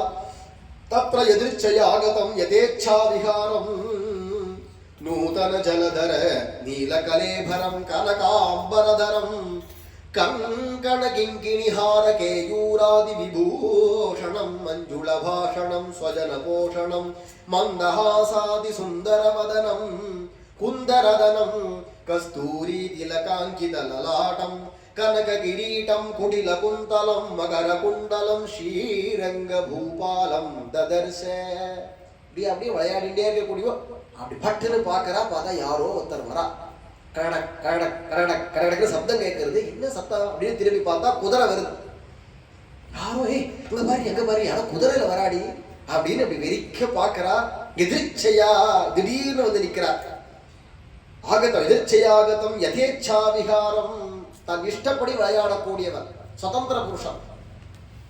நூதன ஜலதர நீலக நீலகலேபரம், புதுசா அப்போ கிளம்பினதான ஒரு நீருண்ட மேகம் திரண்டு வரைச்சு அது எப்படி இருக்குமோ, ஏதோ பழைய தண்ணியை வச்சிருக்கிற மேகம் இல்ல, புதுசா ஜலத்தை அப்படியே உறிஞ்சிண்டு முகந்து கொண்டு அப்படியே வந்ததான மேகம் எப்படி இருக்குமோ அந்த மாதிரி வர்ணம் உடையதான அந்த எம்பெருமான். இடுப்புல பட்டு பீதாம்பரம், இடுப்புலலாம் கிங்கிணிகள், கைகள்ல கங்கணங்கள், கழுத்துல ஹாரங்கள் போன்றதான பலவிதமான நகைகள் எல்லாத்தையும் போஷிச்சு கொண்டு பேசுறச்சேவே இனிமையா பேசக்கூடியவர். சில பேர் பேசினாலே அப்படியே கடுமையா கடுஞ்சொல்லா பொழிவா. பேசுறதே அப்படிதான் இருக்கும், ஒருமே பண்ண முடியாதுன்னு சில பேர் இருக்கும். சில பேர் பேசினா புரியாது, கோடை இடி மாதிரி கத்துவா. பேச்சுங்கிறதே சாமானியம் இல்லை, பேச்சே ரொம்ப முக்கியமான விஷயம். நம்ம என்ன சொல்ல வரோமோ அதை கரெக்டா அவளுக்கு புரியுற மாதிரி சொல்லணும் இல்லையோ. ஒவ்வொருத்தர் ஒரு விதமா பேசுவா, அவளோட தன்மை. சில பேர் பேசுறேன்ட்டு மணிக்கணக்கில் பேசுவா, என்ன பேசுறான்னு விஷயமே புரியாதபடிக்கு பேசுவா. இழுத்து இழுத்து இழுத்து இழுத்து அடிக்கடி சுவாமி சொல்லுவார், இப்பொழுது நாம் கூடி இருப்பது எதற்கு என்றால், இப்படி பேசியிருந்தாலும் என்னைக்கு கதையை முடிப்பான், என்னையும் பேசி முடிப்பான் சொல்ல வந்த விஷயத்த. அப்படியும் ஒரேடியா இழுத்து இழுத்து பேசக்கூடாது. இவ்வளவு கூடி இருப்பது எதற்கென்றால், இந்த மாதிரி பேசுறவங்க தான் கோடை இடின்னு பட்டம் கொடுப்பான். கோடை இடி இடிக்கிற மாதிரி ஒன்றும் முடியாது, லவோ கத்துவான். அதுவும் இந்த மாதிரி வைக்கிற மைக்கையே நல்ல ஃபுல் ஸ்விங்ல கத்த விட்டானா லவோ அடிச்சுக்கும், அதரும் ஒரேடியா. அந்த மாதிரியும் பேசக்கூடாது. பேசுறச்சேவே ஹிதபாஷி, மிருதுபாஷி, மதுபாஷி, பிரியபாஷி அப்படின்னா அடுக்கிறார். இந்த பேச்சே அப்படி இருக்கு, புறத்தியாருக்கு நன்மையே விளைவிக்கக்கூடிய பேச்சுக்களை பேசணும். ஹிதபாஷனம். பூர்வ பாஷி, அவன் வந்து பேசட்டுமே, நம்ம எதுக்கு பேசணும் அப்படின்னு மூஞ்சி திருப்பி உட்கார்ந்து இருக்கிறது ரப்புராங்கி. அது மாதிரி இல்லாம அவ பேசாண்டா கூட நம்மளே மேல விழுந்து போய் பேசணும். பூர்வ பாஷி, மிருது பாஷி வெண்மையா பேசுறது, மது பாஷி இனிமையா பேசுறது, பிரிய பாஷி பிரியமா பேசுறது. இந்த பிரியம் தானே முக்கியம். பேசுறச்சேவே அப்படியே அந்த சொற்களே குத்துறா மாதிரி சில பேர் பேசுவோம். அது மாதிரிலாம் பேசி பார்த்துருக்கேன். முகம் அப்படியே சிரிச்சுன்னு இருக்கும், ஆனா பேச்சு சுட்டு சொல்லா குத்தும். அது மாதிரிலாம் ஒரு ஊத்தன விதம் அது. அவளை குறை சொல்றதை விட அவளோட பேச்சு அப்படி, அவன் மனசு அதுக்கேற்ற மாதிரி பேச்சுன்னு வருது இல்லையா. அது மாதிரிலாம் இல்லாதபடிக்கு மஞ்சுள பாஷணம் ஸ்வஜன போஷணம், மஞ்சுளமான இனிமையா மென்மையா பேசக்கூடியவர். இப்ப என்னென்னலாம் சொல்லணும் அது அத்தனையும் ஒரே வார்த்தையில முடிஞ்சிருக்கு. மஞ்சுள பாஷணம் ஸ்வஜன போஷணம், யார் யாரெல்லாம் ஸ்வஜனங்களாக பகவான் ஆசிரிச்சவா யார் யாரோ அவள் எல்லாரையும் காப்பாற்றக்கூடியவர், போஷிக்கக்கூடியவர். மந்தஹாசாதி சுந்தர வதனம், ஒரு புன்முறுவல், பூமுறுவல் அப்படின்னோ இல்ல புன்முறுவல்னோ சொல்றோமே, ஆறு பெருசா சிரிக்கிறது இல்லை. அது எப்படி இருக்கக்கூடாது, மெதுவான சிரிப்பு. நம்பெருமாளுக்கு போய் பார்த்தா அந்த புன்முறுவல் தான் எப்பவுமே இருக்கும். நம்மட்டு சிரிப்பு சிரிச்சுட்டு இருப்பார். அந்த தானம் நம்மட்டு சிரிப்பு, அது அவருக்கு ஸ்பெஷல். நம்பெருமாளுக்குன்னு சில ஸ்பெஷல் உண்டு, எந்த பெருமாளுக்கும் இல்லாதது அவர்கிட்ட உண்டு. அந்த வாய், அழகான சிரித்த வாய், நெத்தியில இருக்கிற கஸ்தூரி திலக்கம், ஒரே ஒரு மாலை, சொப்பு வாய்னு சொல்லுவாங்க அந்த வாயை. ஒரு சொப்பு வாய், நெத்தியில கஸ்தூரி திலக்கம், அழகான அந்த மாலை. வச்சன்னு மாலையை போட்டுக்க மாட்டான் அந்த பெருமாள். ஒரு மாலைன்னா ஒரு மாலை, தனிமாலை இட்டு திரிபவன் அப்படின்னு வியாக்கியானத்துல சுவாமி பெரியவாச்சான் பிள்ளை போன்றவன். தனிமாலை, ஒரே ஒரு தான் ஒருவன், தனக்கேற்ற தனிமாலையும் ஒண்ணுதான், அப்படிதான் தெரிவார் பகவான். அப்படி இருக்கிறதுனால அந்த தனி மாலையை போட்டுட்டு எவ்வளவு பெரிய வாகனத்துல வேணா ஏற்படும், தேருக்கே வந்தா கூட அந்த ஒரு மாலை தானே, ஒரு மாலை தான். வச்சம் நிறைய மாலைலாம் போட்டுக்க மாட்டாங்க. அப்படி இருக்கிறனால அந்த மாலையை போட்டுட்டு வைஜெயந்தி மாலை, இந்த கஸ்தூரி திலக்கம், கௌஸ்துபம் அவருக்கு தான் ரொம்ப ஸ்பெஷல். எங்க போனாலும் அவர் என்ன பண்ண, தலையிலேருந்து கால் வரைக்கும் அலங்காரத்தை பண்ணிட்டு போர்வையை பொத்தின்றுவார். நம்பெருமாளுக்கு நிறைய இடங்கள்ல பார்க்கலாம். மெல்லிசான ஒரு துணி இருப்பாங்க, அந்த துணியை வச்சு நல்லா போத்திடுவாங்க. அப்படி போத்தினா கூட மேல கௌஸ்துபத்தை மட்டும் வெளில எடுத்து வச்சிருப்பான். உடம்பு பூரா நகையை போட்டு இருப்பார். ஆனால் ஒரு நகை இல்லை காட்ட மாட்டான். யாராவது பார்த்தா கண் வச்சிருவாளோன்னு நினைக்கிறாரோ என்னமோ தெரியல. ஆனால் அழகா அந்த நகையை பூர்த்தியும் மூடிடுவார். ஒன்னே ஒண்ணுதான் தெரியும், கௌஸ்துபம். மிச்ச பெருமாளா கூட எப்பயாவது எப்போதான் போட்டுப்பா. இவர் எப்பவுமே அந்த ஸ்ரீரங்க நம்பெருமாள்னா அவருக்கு என்னென்ன, அந்த கஸ்தூரி திலகம், ஒரே ஒரு மாலை, கழுத்துல விளங்கக்கூடியதான அந்த கௌஸ்துபங்கிற மணி வனமாலை, அதே மாதிரி இந்த நமுட்டு சிரிப்பு, இதெல்லாம் அந்த பெருமாளுக்கு ஸ்பெஷல். இந்த அஞ்சேல் அப்படிங்கிறதான அபயகரம், சமச்சரணம் எல்லாம் அவருடைய தனி தான். அது மட்டும் இல்ல, இந்த போத்திப்பார்னு சொன்னேன் இல்லையா, சங்கு சக்கரமும் மறைஞ்சிரும், கதை வச்சுருக்கிற கையும் மறைஞ்சிரும். ஆனா இந்த அபயகரத்துக்கு மட்டும் சுத்தி விட்டுருப்பான் துணிய. அது தெரியணும், அந்த கௌஸ்துவம் தெரியணும், இந்த அபயஹஸ்தம் தெரியணும், அந்த முகம் தெரியும், மாலை தெரியும். அது மட்டும் அந்த கஸ்தூரி திலகம்ங்கிற திலகம் எங்கேருந்து பார்த்தாலும் அது தெரிஞ்சிடும். தேர்ல உட்காண்டா கூட, அவ்வளோ உயரமான தேர்ல மேல பெருமாள் இருந்தாலும், எங்கேயோ கோடியில நம்ம இருந்தா கூட அப்படி பார்த்தா அதுவும் பெருமாள் இருக்கா எப்படி தெரியுது? அதுவும் அந்த கஸ்தூரி திலகம் தெரியுது, கருப்பான திலகம், கஸ்தூரி திலகம் சம்முன்னு ஜொலிக்கும். அது அபேற்பட்டதான அந்த கஸ்தூரி திலகம் லலாட்ட பலகே வக்ஷஸ்தலே கௌஸ்துபம்னு சொல்லும்படிக்கு கரதலே வேணும், கரே கங்கணம் சொல்லும்படிக்கு அப்படி பெருமாள் இருப்பா இல்லையா, அவருக்கு ஸ்பெஷல் அது. அப்படி இருக்கிறதுனால மந்தஹாசாதி சுந்தரவதனம், அழகான சிரிப்பு, குந்தரதனம். அதுக்கு மேல ஏதாவது ஒரு விஷயத்துக்கான அப்படி அந்த உதடு அப்படி நகர்ந்துதானா உள்ளுக்குள்ள இருக்கக்கூடாது, அந்த பல்லு பளிச்சுன்னு அழகான மொட்டு மாதிரி இருக்குமா. மொட்டு பல் அப்படின்னு சொல்லுவா இல்லையா, முத்து பல், மொட்டு பல் அப்படின்லாம் சொல்லுவா. மொட்டு பல், குந்தரதனம், கஸ்தூரி திலகாஞ்சித லலாட்டம், கனக கிரீட்டம், குட்டில குந்தலம், அழகான கிரீட்டமும் நெத்தியில விளங்கக்கூடியதான கஸ்தூரி திருநாமமும், காதுகள்ல குண்டலங்கள், மகர குண்டலங்கள் கோஷிச்சுண்டு, தலையில அப்படியே சுருண்டு சுருண்டு வரக்கூடியதான கேசங்கள். இப்பேற்பட்டதான ஸ்ரீரங்க பூபாலனாகிய பகவான் அப்படி வந்து அங்க சஞ்சாரம் பண்ணி, இந்த ஸ்ரீவாசலட்சுமி எங்க இருக்காளோ அங்க வந்து அப்படி நின்றாரோ இல்லையோ, உடனே அந்த குதிரையிலேருந்து கீழே இறங்கி அந்த மணல் வெளிகள்ல அடுத்தருடைய சரணங்களை பதிச்சு நடந்து வரார். பகவான் அப்படி எதிர்க்க வந்து பெருமாளும் அந்த தாயாரை பார்த்துன்னு வரார். உடனே தாயார் நினைக்கிறாளா, இவன் யாரு, இவர் இப்படி வந்திருக்காரு, யாருன்னு புரியலையே, ரொம்ப அழகா இருக்காரு, மனசு அப்படியே கொள்ற மாதிரி இருக்காரு, யார் அப்படின்னு உள்ளுக்குள்ள கேள்வி எழும்புறது. நேர ஏறிட்டு பார்க்கறதுக்கு வெக்கமா இருக்கு, நாணமா இருக்கு, தலை குனிஞ்சுன்னு இருக்காளாம். ஓரக்கண்ணால் அப்படி எப்படி பார்க்கறார். பெருமாள் உடனே நேரம் வந்தார். என் மனதை அப்படியே கவரக்கூடியவளா இருக்கியே, நீ யார் அப்படின்னு வந்து கேட்கிறார். உடனே அப்படியே கன்னத்துல கை வச்சுன்னு இப்படி தலை குனிஞ்சுன்னு நிக்கிறாளாம் தாயார். இப்படி நிகழ்ச்சியவே பெருமாள் வந்து கேட்கற, நீ யாருமா, என் மனசை இப்படி கொள்ற மாதிரி இருக்கே. அந்த அளவுக்கு பக்தி இருந்ததானா பகவான் இப்படிதான் கேட்பான். நீ சொல்றது வெளி அழக இல்லை, உள் அழக, ஆர்த்தமா இருக்கக்கூடியதான பக்திய சொல்றான் பகவான். இவ்வளவு பக்தியோட இருக்கியே, என் மனசு உன்கிட்டக்க ஈர்க்கும் அளவுக்கு நீ என்கிட்ட இப்படி பக்தி பண்றியே, நீ யார் அப்படின்னு கேட்கிறான். உடனே அவளால பதில் சொல்ல முடியல, வெக்கப்பட்டு தலை குறிஞ்சுன்னு இருக்கா ஸ்ரீவாசலட்சுமி. தோழிகள்லாம் பேசினா, இது வந்து ஸ்ரீரங்க கதை, திருப்பதி கதை இல்லை, அந்த ஞாபகத்தோட கேட்கணும். அங்க இருந்த தோழிகள் விதம் வேற, இந்த தோழிகள் விதம் வேற. இவளா என்னடா, இவதான் இந்த தேசத்து ராஜா தர்மவர்மா இருக்காரு, அவருடைய பெண். இவருடைய பேர் ஸ்ரீவாசலட்சுமின்னு பேரு. நாங்கள் எல்லாரும் அம்மா நீங்களாம் எதுக்கு இங்க நிக்கிறேன் பெருமாள் கேட்டேன். நாங்களாம் ஸ்ரீரங்கம் போகணும்னு வந்தோம், ஓடக்காரனை காணோம், என்ன பண்றதுன்னு தெரியாம. ஓ, ஸ்ரீரங்கத்துக்கு போய் என்ன பண்ண போறேன்? பெருமாளை தான் சேவிக்கிறது தான், வேற என்ன பண்றது? ஓஹோ, ரங்கநாத பெருமாளை சேவிக்கிறதுக்கா? ஆமாமா, நம்பெருமாளை சேவிக்கிறதுக்கு. உடனே பெருமாள் சிரிச்சுட்டார். வந்திருக்கிறது நம்பெருமாள், ரங்கநாதர் இல்லை.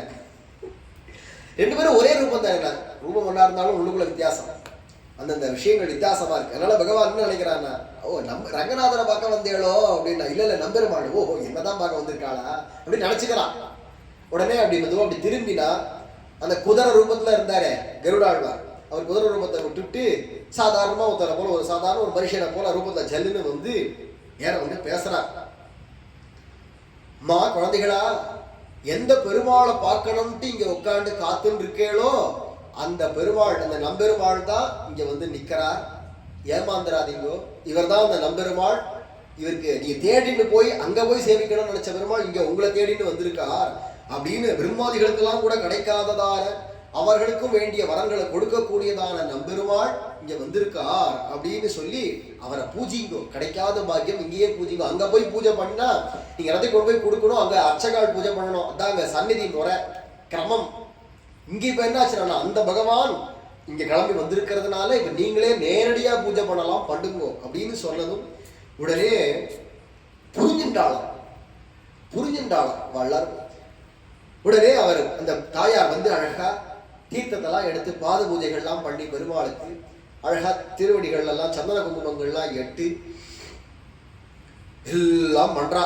அழகாக தான் கட்டினதான மாலையை எடுத்து பகவான் கழுத்துல தானே அந்த ஸ்ரீவாசலட்சுமியை தான் கையால மாலையை போட பகவான் அதை வாங்கிண்டா. உடனே என்னாச்சு புஷ்பங்கள்லாம் இருக்கு அதெல்லாம் எடுத்து அர்ச்சனை பண்ணி எல்லாம் பூஜையை முறைப்படி பண்ண பகவான் அத்தனை பூஜையும் ஏத்துண்டா. கடைசியில என்னாச்சுன்னா தான் கழுத்துல போட்டுருந்தா தான் போட்டுன்னு வந்தாரே ஒரு மாலை, அந்த மாலையை கட்டி தாயார் கழுத்துல போட்டு தான் கையில போட்டுன்றதான மோதிரத்தை அந்த ஸ்ரீவாசலட்சுமி தாயாருக்கு கையில போட்டு அவளுடைய பாணி கிரகணம் கையை பிடிச்சு பாணி கிரகணம் பண்ணி கொண்டு கல்யாணம் பண்ணி விட்டா. அவளும் கல்யாணம் பண்ணிக்கணும் தான் ஆசைப்பட்டு இருக்கா. ஸ்ரீவாசலட்சுமி சின்ன வயசுல இருந்தே நம்பெருமாளை தான் கல்யாணம் பண்ணணும், கல்யாணம்னா நம்பெருமாளை தான் பண்ணிப்பேர் அப்படின்னு திருட நிச்சயோட இருக்கக்கூடியவள்.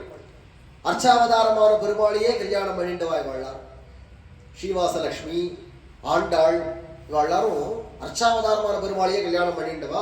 ஆலிங்கதாம் பிரிய சகி சகிதாம் முகுந்தா பிரேம்னாங்குலீயகமபி பிரததௌ ச தஸ்யை தஸ்யாஹ் கரம் நிஜகரேண ததோ கிரஹீத்வா தீரே கவேரதுஹிதுஹு சரசம் சசார. அன்றைய ராத்திரி பொழுது அவளோட இங்கே அங்கே சஞ்சாரம் பண்ணி தோழிகள்லாம் பால் பழம் தாம்பூலங்கள்லாம் கொடுக்க அதெல்லாத்தையும் ஸ்வீகரிச்சு கொண்டு இப்படியே பெருமாள் அந்த ராத்திரி பொழுது போற அவளோட விளையாடி சொக்கட்டா விளையாடி தாயக்கட்டை விளையாடி எல்லாம் பண்ணி விளையாடிட்டு கார்த்தால பொழுது சரிம்மா நான் போயிட்டு வரேன், இன்னொரு நாள் நான் வரேன், நீ உங்க அப்பா ஆத்துல போய் காத்துன்று நான் அங்க வந்து உன்னை சந்திக்கிறேன் அப்படின்னு சொல்லிவிட்டு பெருமாள் நேரம் ஜல்லுன்னு கிளம்பிவிட்டார். குதிரையில கருடாழ்வார் மேல ஏறி கிளம்பிவிட்டார். இவ்வளவு என்னடா ஐயோ பெருமாள் கிளம்பி போறாரு ஏங்கிறா உச்சுலாபுரி தாயார். இருந்தாலும் பெருமாள் வரேன்னு சொல்லியிருக்கார், வரப்படாத நான் வரேன்னு சொல்லியிருக்கார், வருவார்னு சொல்லி அரண்மனையில வந்து காத்துட்டு இருக்கா. தர்மவர்மா கேட்டார், என்னம்மா கழுத்துல மாலையும் கழுத்துமா வந்திருக்க, என்ன விசேஷம், கையில ரொம்ப புதுசா மோதிரம் இருக்கு என்ன அப்படின்னு கேட்டாரோ இல்லையோ. உடனே தோழிமார்கள் எல்லாரும் சொன்னா ரங்கநாத பெருமாள் நம்பெருமாளே பிரத்யட்சமா வந்திருந்தார், அவர் தான் இவளை திருக்கல்யாணம் பண்ணிட்டு நான் வரேன் அப்படின்னு கவலைப்படாத நான் வரேன்னு அபயம் கொடுத்துட்டு கிளம்பி போயிருக்கார் அப்படின்னு சொன்னதும் ஆஹா இப்பேற்பட்ட பாக்கியமா எனக்கு. தாயார் ரங்கநாச்சியார் தோன்றினா அவளையே மனசால பெண்ணுன்னு நினைச்சேன், கடைசியில பார்த்தா அவளுடைய கிருபையினால எனக்கு ஒரு பொண்ணு பிறந்தா, அந்த பொண்ணையும் பகவான் திருக்கல்யாணம் பண்ணிக்கிறான் அப்படின்னா இது என்ன பாக்கியம் எனக்கு, இப்பேற்பட்ட பாக்கியம்னு சந்தோஷப்பட்டார் தர்மவர்மா. பெருமாளுக்கு அவளுடைய நினைப்பாவே இருக்கு, உறையூர் நாச்சியாருடைய நினைப்பாவே இருக்கு. ஸ்ரீரங்கத்துக்கு வந்துட்டார் கர்த்தால வந்து இங்க ஸ்ரீரங்க நாச்சியார் ஆகிய ரங்கநாயகி தாயாருடைய இருந்துட்டு இருக்கா. ஆச்சு பங்குனி மாசம் வந்தாச்சு, நல்லா கடும் கோடை காலம். அப்படி இருக்கும் பொழுது இந்த கோடை காலத்துல எங்க போறது, வெளியில போனா வெறும் கோடையா இருக்குங்கிறச்சு பெருமாள் திடீர்னு கொஞ்சம் அப்படியே ஊரை சுத்தி கொஞ்சம் வேட்டையாடிட்டு வரேன் அப்படின்ட்டு கிளம்பணும் நினைக்கிறார். வேட்டையாடுறது முக்கியம் இல்லை, நிச்சுலாபுரிக்கு போகணும், உறையூருக்கு போகணும், அதுதான் அவருக்கு ஆசை. தாயார் எங்கேயாவது தெரிஞ்சுட்டாருன்னா ஏதாவது வேண்டான்னு சொல்லிடுவாளோ அப்படின்னு நினைக்கிறா. உண்மையா பார்த்தா ரங்கநாயகி தாயாருக்கு அப்படி எண்ணம் கிடையாது.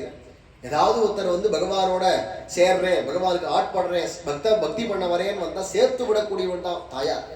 இருந்தாலும் பகவான் அதெல்லாம் ஒரு லீலை. அதனால என்ன பண்ணா ஒரு நாள் ராத்திரி இன்னைக்கு ராத்திரி அங்க போய் பார்க்கணும் அப்படின்னு நினைச்சுட்டான் ஒரே ஒரு நாச்சியாராகிய ஸ்ரீவாசலட்சுமிய. அதனால ராத்திரி ரங்கநாச்சியாரோட விளையாடலாம் அப்படின்னு சொல்லி மணிக்கணக்கா விளையாடிட்டே இருக்கார், விடுறதா இல்லை அவளை. அது 2 மணி ஆயிடுச்சு. தாயாரு ஓஞ்சு போய் அப்படியே தூங்கி கீழே அப்படியே மயங்கி கீழே விழுந்துட்டா, படுத்து விட்டா படுக்கையில.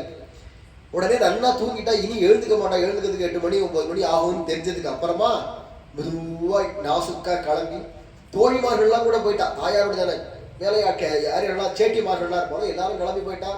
தாயாரும் தூங்கி போயிட்டா. அதுக்கப்புறமா சந்தடி இல்லாம ஓசப்படாம கிளம்பி இருக்கக்கூடியதான ஸ்திரீகளுடையதான புடவைகள் நகைகள் அவன் விளையாடக்கூடியதான அம்மான கழிஞ்சு போன்றதானவைகள்லாம் எடுத்துட்டு அத்தனையும் எடுத்துட்டு அவசர அவசரமா இங்க அங்க இங்க எடுத்தவர் மிச்சதை எடுத்ததெல்லாத்தையும் உள்ள வச்சுட்டு வேண்டியதை மட்டும் எடுத்துட்டு போலாம் இல்லையோ, எல்லாத்தையும் எடுத்து கீழே குலைச்சு போட்டு இப்படி இது வேண்டாம் அது வேண்டாம், இதான் வேணும் இது வேணும் அது வேண்டாம் இது வேண்டாம்னு போட்டு குலைச்சு போட்டு அடுத்து மூட்டை கட்டி அவசர அவசரமா மூட்டையை கட்டிட்டு வாசல்ல அந்த விளக்கு வச்சு தீவட்டி வச்சாரு இருப்பா. அந்த தீவட்டி வச்சாரு மெதுவா தட்டினா முழிச்சு பார்த்து பெருமாளம் சத்தம் போடாது வா வா அப்படின்னு சொல்லி இந்த நம்பெருமாள் கிளம்பணும்னா முன்னாடி சங்கு ஊதணும், முரசு ஒலிக்கணும், எல்லா விதமான 18 விதமான வாத்தியங்கள் முழங்கணும், நாதஸ்வரங்கள்லாம் வாத்தியம் வாசிக்கணும், எல்லாரும் எச்சரிக்கையாக சொல்லி வரவேற்கணும். எவ்வளவோ மரியாதைகள் இருக்கு, ஒரு மரியாதை கிடையாது. நேரம் இந்த வளைய விசாரம் முன்னாடி அழைச்சிட்டு போ அப்படின்னு சொல்லி ஏதாவது சத்தம் போட்டான்னு தெரியும் அப்படின்னு மிரட்டி அழைச்சிட்டு வயல் வரப்பு வழியாக குதிச்சு ஓடி போய் ஏன்னா வேலைக்கா யாராவது பார்த்து விட்டாரு என்ன பண்றது அப்படியே பகவான் இப்படி ஓடி நேரம் வந்து கார்த்தால பொழுது விடிகிற சமயத்துக்கு ஊர் எல்லைக்கு வந்துட்டா. பகவான் வரேன்னு சொல்லியிருக்காருன்னு காத்துன்னு இருக்கிறச்சே திடீர்னு பார்த்தா அங்கங்க இருக்கிறவாள் சொல்றா, அதோ பெருமாள் வரா, நம்பெருமாள் வரா அப்படின்னு சொல்லதும் நம்பெருமாள் வராரா அப்படின்னு சந்தோஷப்பட்டதான தர்மவர்மா எல்லா விதமான மரியாதைகளோட தயாரா காத்துன்னு இருக்கார் இல்லையா, வரவேற்கிறார். பகவான் நேர ஜல் ஜல் ஜல் நடந்து வரா. இப்படி பார்க்கறார், யாராவது எங்கேயா போய் சொல்லி கொடுத்துருவாளோ அந்த தாயார்த்தன்னு உள்ளூர பயம். இன்னொரு பக்கத்துல பார்த்தா ஆச்சி ஸ்ரீவாசலட்சுமியை பார்க்க போறோம் அப்படிங்கிற ஒரு சந்தோஷம். அப்படியே பகவான் வர நேரம் தர்மவர்மா பூர்ண கும்பம் கொடுத்து வரவேற்று உள்ளுக்குள்ள அழைச்சு மாப்பிள்ளையா வந்திருக்காரு. இப்ப வருவாள் அழகிய மணவாளன்னா மாப்பிள்ளைன்னு அர்த்தம். அழகிய மணவாளனா வந்திருக்கிறதுனால அவரை வரவேற்று முறைப்படி அவருக்கு வேண்டியதான உபச்சாரங்கள்லாம் பண்ணி பெருமாளுக்கும் தாயாருக்குமாக திருமஞ்சனங்கள்லாம் நலங்கள்லாம் இட்டு எண்ணெய் தேய்ச்சி திருமஞ்சனங்கள்லாம் பண்ணி பெருமாளுக்கு என்னென்ன உபச்சாரங்கள் பண்ணணுமோ எல்லாம் பண்ணி கடைசியில ராத்திரி பள்ளி அறையில கொண்டு போய் உள்ளுக்குள்ள கீர்த்தனைகள்லாம் பாடி பால் பழங்கள்லாம் கொடுத்து முறைப்படி பள்ளி அறை உற்சவம் கொண்டாடுறார். அங்கேயே ஒரு 2 நாள் தங்கி விட்டார். அவ்வளோ விடமாட்டேங்கிறா, இருந்துட்டு போங்களேன், இன்னொரு நாள்ங்கிறார். அதனால அவளோடையே இருந்துட்டே இருந்ததான பெருமாள் கடைசியில அப்புறமா நாழியாச்சு. இப்ப என்ன அவசரம்னா பங்குனி உத்தரம் வருது, தாயாருக்கு பிறந்த நாள். பிறந்த நாளைக்கு ஆத்துல இருக்க வேண்டாமோ, ஆத்துக்காரர் இருக்க வேண்டாமோ, பிறந்த நாளைக்கு கூட இல்லாம சொல்லாம போயிட்டாரே அப்படின்னு தாயாருக்கு வருத்தம். இது பெருமாள் இங்க வந்து உட்காந்துருக்கார். அங்க என்னாச்சுன்னா பெரிய விராட்டியா காத்தால முழிச்சு பார்த்தா பெருமாளை காணும். அப்புறமா அக்கம் பக்கத்துல இருக்கிறாட்டா விசாரிச்சா பெருமாளை எங்க காணமே அப்படின்னு கேட்டா பெருமாளை எங்க போனார் தெரியல, எங்கேயோ ராத்திரி கிளம்பி போனார்னு மட்டும் ஒரு ஆசபுரசன் செய்தி அப்படின்னா உடனே எங்க போனாரு போய் பாருங்கள் அப்படின்னு சொல்ல அது இருக்கக்கூடிய சாதாரண இல்லை, மகாராணியாரும் இல்லையோ இவளுக்கு தனியா உளவாளிகள்லாம் உண்டு, உழவு பார்க்குறவாள்லாம் உண்டா தாயாருக்கு. அவள் எல்லாரையும் வச்சுட்டு எங்க போயிருக்காரு பெருமாளை எப்படி கண்டுபிடிக்க முடியும், எங்க போயிருக்காருன்னா அது ஒண்ணு எங்க கூட்டம் இருக்கோ அங்க பெருமாள் இருக்காருன்னு அர்த்தம். கூட்டம் கலக்கியார் வந்தார் அப்படின்னு பேரு, கூட்டத்தை கலக்கி விடுவார். எல்லாம் கூட்டம் திரண்டுரும், பெருமாள் இருக்கிற இடத்துல கூட்டம் திரண்டுரும். அப்படி இருக்கிறது எங்க கூட்டம் இருக்கோ அங்க போய் பார்த்து ஒரே ஊர்ல ஒரே கூட்டமா இருக்குங்கிறத பார்த்ததும் அங்க என்ன விசேஷம், இங்க என்ன கூட்டம் அப்படின்னு போய் வள்ளலார் விசாரிக்க அழகிய மணவாளனாகிய நம்பெருமாள் இங்கதான் வந்திருக்கார். எதுக்கு வந்திருக்கார், மாப்பிள்ள சாமியா வந்திருக்கார், எங்க ஊர் மாப்பிள்ள அப்படிங்கிற வள்ளலார். அவளுக்கு பெருமையா இருக்கும் இல்லையா. ஜனங்கள்லாம் சொல்ல அப்படியா, என்ன யார் எப்படி மாப்பிள்ளையானார், இல்ல இங்க தர்மவர்மா ராஜா இருக்காரு, ஆமா அவருடைய பொண்ணு ஸ்ரீவாசலட்சுமிய கல்யாணம் பண்ணிட்டு இருக்காரு இல்லையா பெருமாள், அதனால இந்த ஊருக்கு மாப்பிள்ளை ராஜா கொண்டாடுறான். ஓஹோ இப்ப எங்க இருக்காரு பெருமாள்னா, அதோ அந்த இடத்துல இருக்காரு, இதோ இந்த இடத்துல இருக்காரு, இப்ப வள்ளியறையில இருக்கார் அப்படின்னு அங்க நடக்கிறதெல்லாம் அப்படியே பார்த்துட்டு வந்து இங்க எல்லாம் சொல்லாங்க. நடந்தது போறோம் இந்த தாயாருக்கு ரங்கநாச்சியாருக்கு தெரிய வரட்டும் என்கிட்ட சொன்னா என்ன குறைஞ்சு போச்சான், நான் வேண்டான்னு சொல்ல போறேன்னா, இன்னொரு பொண்ணை கல்யாணம் பண்ணிக்கிறேன்னு சொன்னா நான் வேண்டான்னு சொல்ல போறேன்னா, அது மட்டும் இல்ல இங்க தூக்கிட்டு போயிருக்காரு இத்தனை நகையும் என்கிட்ட சொல்லியிருந்தாருன்னா அவன் முதல்ல என்ன விதமான வர்ணத்துல இருப்போம், என்ன உயரம் எப்படி இருப்போம், உடம்பு ஆகிருதி எப்படி இருக்கும்னு கேட்டுட்டு அவளுக்கு ஏத்த மாதிரி எந்தெந்த நகைகள் எல்லாம் போட்டா அழகா எடுப்பா இருக்கும், எந்த மாதிரி கலர்ல புடவை கொடுத்தா நல்லா இருக்கும் பார்த்து நான் எடுத்து கொடுத்துருக்க மாட்டேன்னா. இவருக்கு என்ன தெரியும் புடவையை பத்தி, பொம்மநாட்டு விஷயங்கள்லாம் இவருக்கு என்ன தெரியும், என்கிட்ட கேட்டுக்க கூடாது, நான் அழகா பார்த்து தந்திருக்க மாட்டேன் அப்படின்னு நினைக்கிறாளாம். அதனால வந்த கோபம், என்கிட்ட ஏன் சொல்லலை, சொன்னா இன்னும் நன்னா நான் எடுத்து கொடுத்துருப்பேனே. இவர் 4 புடவை எடுத்துட்டு போயிரு, எண்ணி பார்த்தா 4 புடவை குறையுது. இவர் 4 புடவை 40 புடவையே கொடுத்துருப்பேன், அவர் 4 புடவை அடின்னு போயிட்டு இருக்கார். அந்த தாயார் இப்படியா கொடுக்கறது, நல்லா கொடுக்க வேண்டாமோ. அப்புறமா என்ன நினைப்பா அந்த தாயார், நம்ம ஆத்துக்காரரா இருக்க இப்படியா கொஞ்சமா கஞ்ச நாட்டம் வாங்கி வச்சிருக்காரு நினைக்க மாட்டா, என்ன ஒண்ணு கொடுக்க வேண்டாமா அப்படின்னு நினைக்கிறாளாம். தாயாருக்கு பொறாம கிடையாது, ஐயோ இன்னொரு கல்யாணம் பண்ணிட்டாரு, என் புருஷன் எனக்கு மட்டும்தான் இருக்கணும், இன்னொருத்தருக்கு கிடைக்கக்கூடாது அப்படிங்கிறத அந்த சுயநலம் தாயாருக்கு கிடையாது, பிரேமம். இங்க கோபத்துக்கு காரணம் என்ன, என்கிட்ட சொல்லிதான் இன்னும் 4 நானும் சேர்ந்து அனுகிரகம் பண்ணிட்டு போயிடல, அதுல நீர் மட்டும் போய் அனுகிரகம் பண்றது, தாயாரும் பெருமாளுமா சேர்ந்து செல்வ திருமாவளால் எங்கும் திருவருள் பெற்றுன்ற மாதிரி 2 பேரும் சேர்ந்து அனுகிரகம் பண்ணிருக்கலாம் இல்லையா அப்படிங்கிற ஒரு கோபம் தான் தாயார். இருந்தாலும் அப்படியே வரட்டும் காத்துட்டு இருந்தா. பங்குனி உத்திர நாள் வந்தாச்சு, பெருமாள் இன்னும் வரல, அங்கேதான் உட்காந்து அதுக்கப்புறமா இன்னைக்கு பங்குனி உத்திரம், தாயார் பெரிய விராட்டியாருக்கு திருநக்ஷத்திரம், நான் போகலன்னு எனக்கு உண்டியில் 2 பண்ணிடுவா தாயார், நான் போயே ஆகணும் அப்படின்னு பெருமாள் சொல்லி போயிட்டு வரேன் அவளை சமாதானப்படுத்தி விட்டு அங்கேருந்து கிளம்பி நேரம் வரக்கூடாது, நேரம் போன வழியில வரல. இப்போ என்னடா சுத்தி அடிச்சுன்னு அந்த பக்கமா வந்து கொள்ளிடக்கரைக்கு வந்து காவேரியிலேருந்து அந்த பக்கம் கொள்ளிடக்கரைக்கு போய் அங்கேருந்து இப்படி சுத்தி வளைச்சுன்னு வந்து அங்கேருந்து வந்தோம்னா நேரம் தாயார் சன்னதி. அப்படி வரக்கூடியதான பெருமாள் நேரம் உள்ளுக்குள்ள நுழைஞ்சு கொள்ளிடக்கரையிலேருந்து அப்படியே வந்தா சித்திர வீதி உத்தர வீதி அப்படியே தாயார் சன்னதி நேரம் அப்படி வந்து நிற்கிறார். பங்குனி உத்திரம் மத்தியானம் படப்படைக்கிற வெயில் 2:30-3 மணிக்கு வந்து நிற்கிறார். காத்தாலேருந்து வரல. தாயாரும் சரி வரட்டும் பாப்போம், எப்போ வராரு பார்ப்போம், வரட்டும்னு காத்துன்னு இருக்கா. அப்படி பெருமாள் வந்தாரோ இல்லையோ நேரம் வாசல் பெருமாள் வந்துட்டார். இப்ப எங்க இருக்கார்? உத்தர வீதி சித்திர வீதியில இருக்கார். ஓ வரட்டும். உத்தர வீதி கோபுரத்தை தாண்டிட்டார். வரட்டும். சன்னதிக்குள்ள நுழைச்சிட்டார். வரட்டும். கம்பன் மண்டபம் தாண்டிட்டார். வரட்டும். காத்துன்னு இருக்கா தாயார். கடைசியில நேரம் அந்த திருக்கல்யாண உற்சவ மண்டபம்னு இப்போ இருக்கு. அழகா அந்த இடத்துல தாயார் தன்னுடைய சன்னதியில இருக்கிறச்சு. நேர வாசல்ல பெருமாள் வந்து நிற்கிறார். உள்ளுக்குள்ள உதைக்கிறது. தாயார் தெரிஞ்சுட்டு இருப்போளோ, என்ன சொல்ல போறாளோ தெரியலையே அப்படின்னு உதைக்கிறது. ஆனா ஒன்றும் தெரியாது, வெளியே காமிச்சு கூடாது. நேரம் ஜல்னு வந்து வாசலை வந்து பார்த்தா தாயார் கதவை சாத்தின்னு உட்காந்து இருக்கா. நேர பகவான் வந்துட்டான் அப்படிங்கிறத பார்த்ததும் அப்போதான் அங்க இருக்கக்கூடியதான அரையர்கள் எல்லாரும் அழகா இன்னைக்கும் அந்த சேவை நடந்த இந்த உற்சவம் இன்னைக்கும் பிரணயகர உற்சவம் நடக்கிறது பங்குனி உத்திரத்தன். அது அரையர்கள்லாம் சொல்லுவா, வெளியே இருப்பவர்கள் வெளியே இருக்கலாம், உள்ளே இருப்பவர்கள் உள்ளே இருக்கலாம், இது பெரிய விராட்டியா உத்தரவு அப்படின்னு அந்த அரையர். உள்ள வராது, வெளில போன, எங்க போன, ஏன் வந்தேன் அப்படின்னு போய் மூஞ்சில் அடிச்சாப்புல கேட்டோமானா இவரும் பெரிய ராஜா, அவமரியாதையா புருஷனை அப்படி அவமரியாதைப்படுத்த கூடாது. ஆனா தனக்கு இருக்கிறதான கோபத்தையும் காட்டணும் இல்லையா, அதனால நாசுக்கா பேசுறா தாயார். வெளியே இருக்கிறவர்கள்லாம் வெளில இருக்கலாம், உள்ள இருக்கிறவர்கள்லாம் உள்ள இருக்கலாம். என்ன அர்த்தம்? பெருமாள் வெளியே உள்ள வரக்கூடாது. இது பெரிய விராட்டியார் உத்தரவு அப்படின்னு. அடியேனுமா? பெரிய விராட்டியார் எல்லாருக்கும் தான் உத்தரவு கொடுத்துருக்காது, உங்க மட்டும் விளக்கான. கஸ்தம் கிம் ஹரிராகதோ கிரிகுஹாம் கச்ச பிரியே பஷ்யமாம் கிருஷ்ணோஹம் யதி கிருஷ்ணகானனமிதோ கச்ச பிரியாம் சாம்த்வய துவாரம் மோச்சய மாதவோஸ்மி சிசிரே காலே கிமத்ராகதஹ கிமத்ராகதோஸ்யேவம் தத் பிரதிவாக்யதாடித முகாஹ தூஷ்ணீமுவாசாச்சுதஹ. பகவான் வாசல்ல வந்து கதவை சாத்தின்னு தாயார் உட்கார்ந்து இருக்கா இல்லையா. யார் வந்திருக்க அப்படின்னு கேட்கிறா. யார் வெளில வந்திருக்கிறது? நானுமான்னு கேட்டாரே, யாரு அப்படின்னு கேட்கிறா தாயார். உடனே யார் வந்திருக்கீங்கன்னு தாயார் பெரிய பிராட்டியார் கேட்கிறான். ஹரி வந்திருக்கேன், ஹரி அப்படின்னு பெருமாளுக்கு ஹரின்னு ஒரு பேர். ஹரிங்கிறதான சொல்லுக்கு சிங்கம்னு ஒரு அர்த்தம். உடனே தாயார் சொல்றா, ஹரின்னா சிங்கம், சிங்கம்னா சிங்கத்துக்கு இங்க என்ன வேலை? அது காட்டுல மலையில குகையில தானே இருக்கும், அதை விட்டுட்டு இங்க எதுக்கு வந்தது? அங்க போச்சு சொல்லு சிங்கத்தை, இங்கெல்லாம் வரக்கூடாது அப்படின்னா. அடா பிரியே என்ன பாருமா, நான் கிருஷ்ணன் வந்திருக்கேன். பகவான் கிருஷ்ணன் ஒரு பேரு. கிருஷ்ணன்கிறதான சொல்லுக்கு மான், ஆண்மான்னு ஒரு அர்த்தம். கிருஷ்ணசாரம்னு பேர் இல்லையா, கிருஷ்ணன் அப்படின்னு இருக்கனால கிருஷ்ணன் வந்திருக்கேன் அப்படின்னு. கிருஷ்ணன்னா மான், ஆண்மான். அப்போ காட்டுல மான்கள் அங்க நிறைய இருக்குமே, அந்த மான்களோட சுத்த வேண்டியதான, எதுக்கு இங்க வந்தீர் அப்படின்னு கேட்கிறாளாம் தாயார். பழைய கோபம், பொய்க்கோபம், அன்புனால வந்ததான ஒரு பொய்க்கோபம். அடடா இது என்னடா அது? அம்மா கதவை தரமா, நான் வந்து மாதவன் வந்திருக்கேன். என் பேர் பகவானுக்கு மாதவன் ஒரு பேர் இல்லையா, மாதவன் வந்திருக்கேன். மாதவ ரித்து, மாதவ மாசம்ங்கிறது வசந்த ரித்துன்னு வரும். வைகாசி மாசத்துக்கு மாதவ மாசம்னு பேர். மது மாசம், மாதவ மாசம் அப்படின்லாம் பேர் இல்லையா. அப்படி இருக்கிறதுனால மாதவ மாசம் அப்படிங்கிறது வசந்த காலத்துல வரும். சித்திர வைகாசி வசந்த காலம், மாசி பங்குனி சிசிர ரித்து. இது சிசிர ரித்துவில் வந்துட்டு எங்கேருந்து மாதவ மாசம் வந்தது? நீ இப்போ வரக்கூடாதுப்பா, உனக்கு வசந்த காலம் தான் சமயம், அப்பவா அப்படிங்கிறான் ஐயா. இப்படியா பகவான் பேசுறதுக்கு சரிக்கு சரி பதில் பேச. உடனே இது என்னது, ஏன் இப்படி சொல்ற? நான் தான் நம்பெருமாள் வந்திருக்கேன். எங்க போயிருந்தீரா?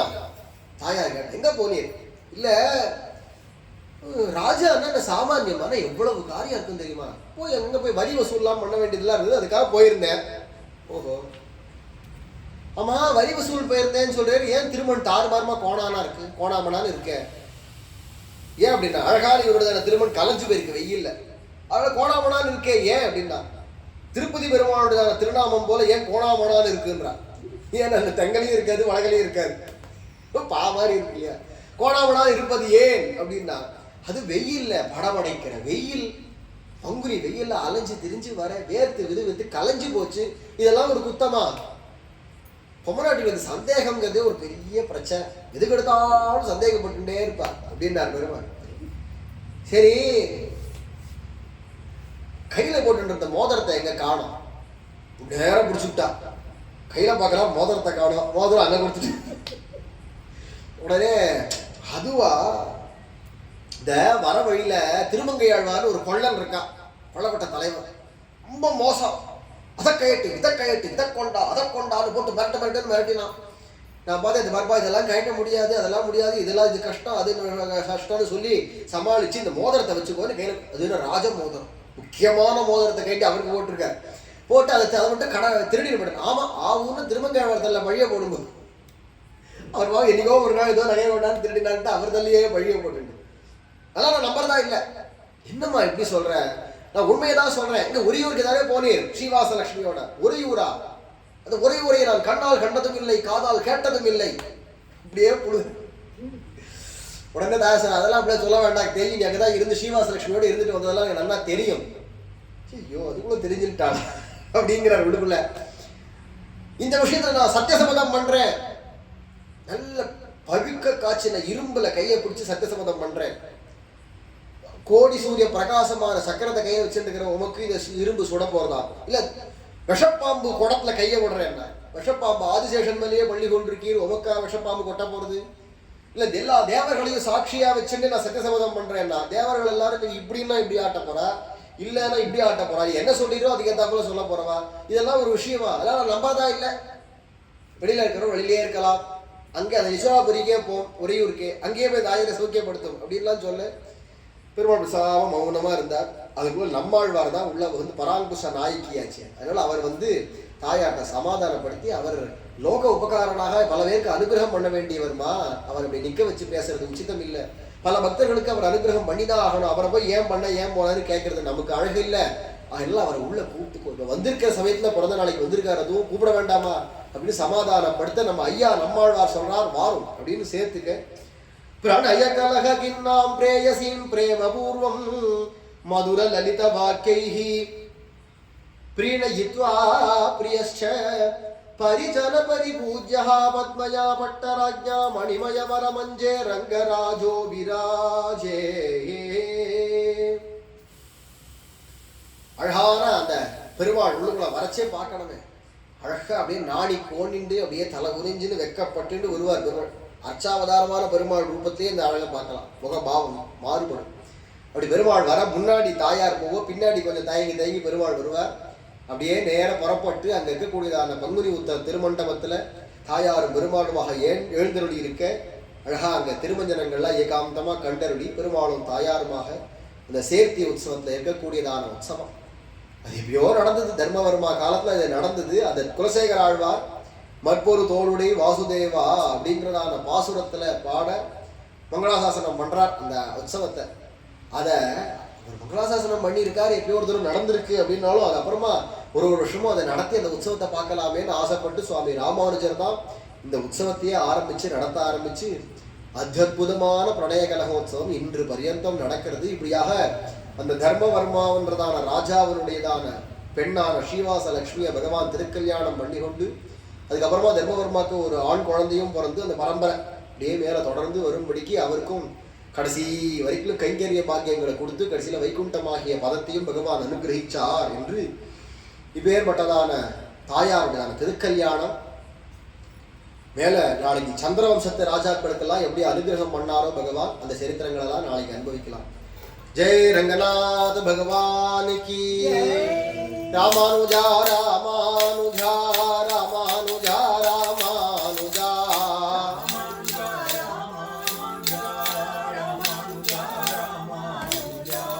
ராமானுஜா ராமானுஜா ராமானுஜா ராமானுஜா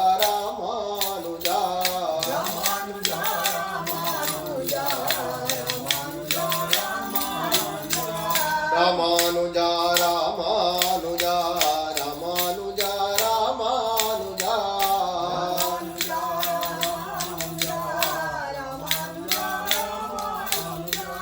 ராமானுஜா ராமானுஜா ராமானுஜா ராமானுஜா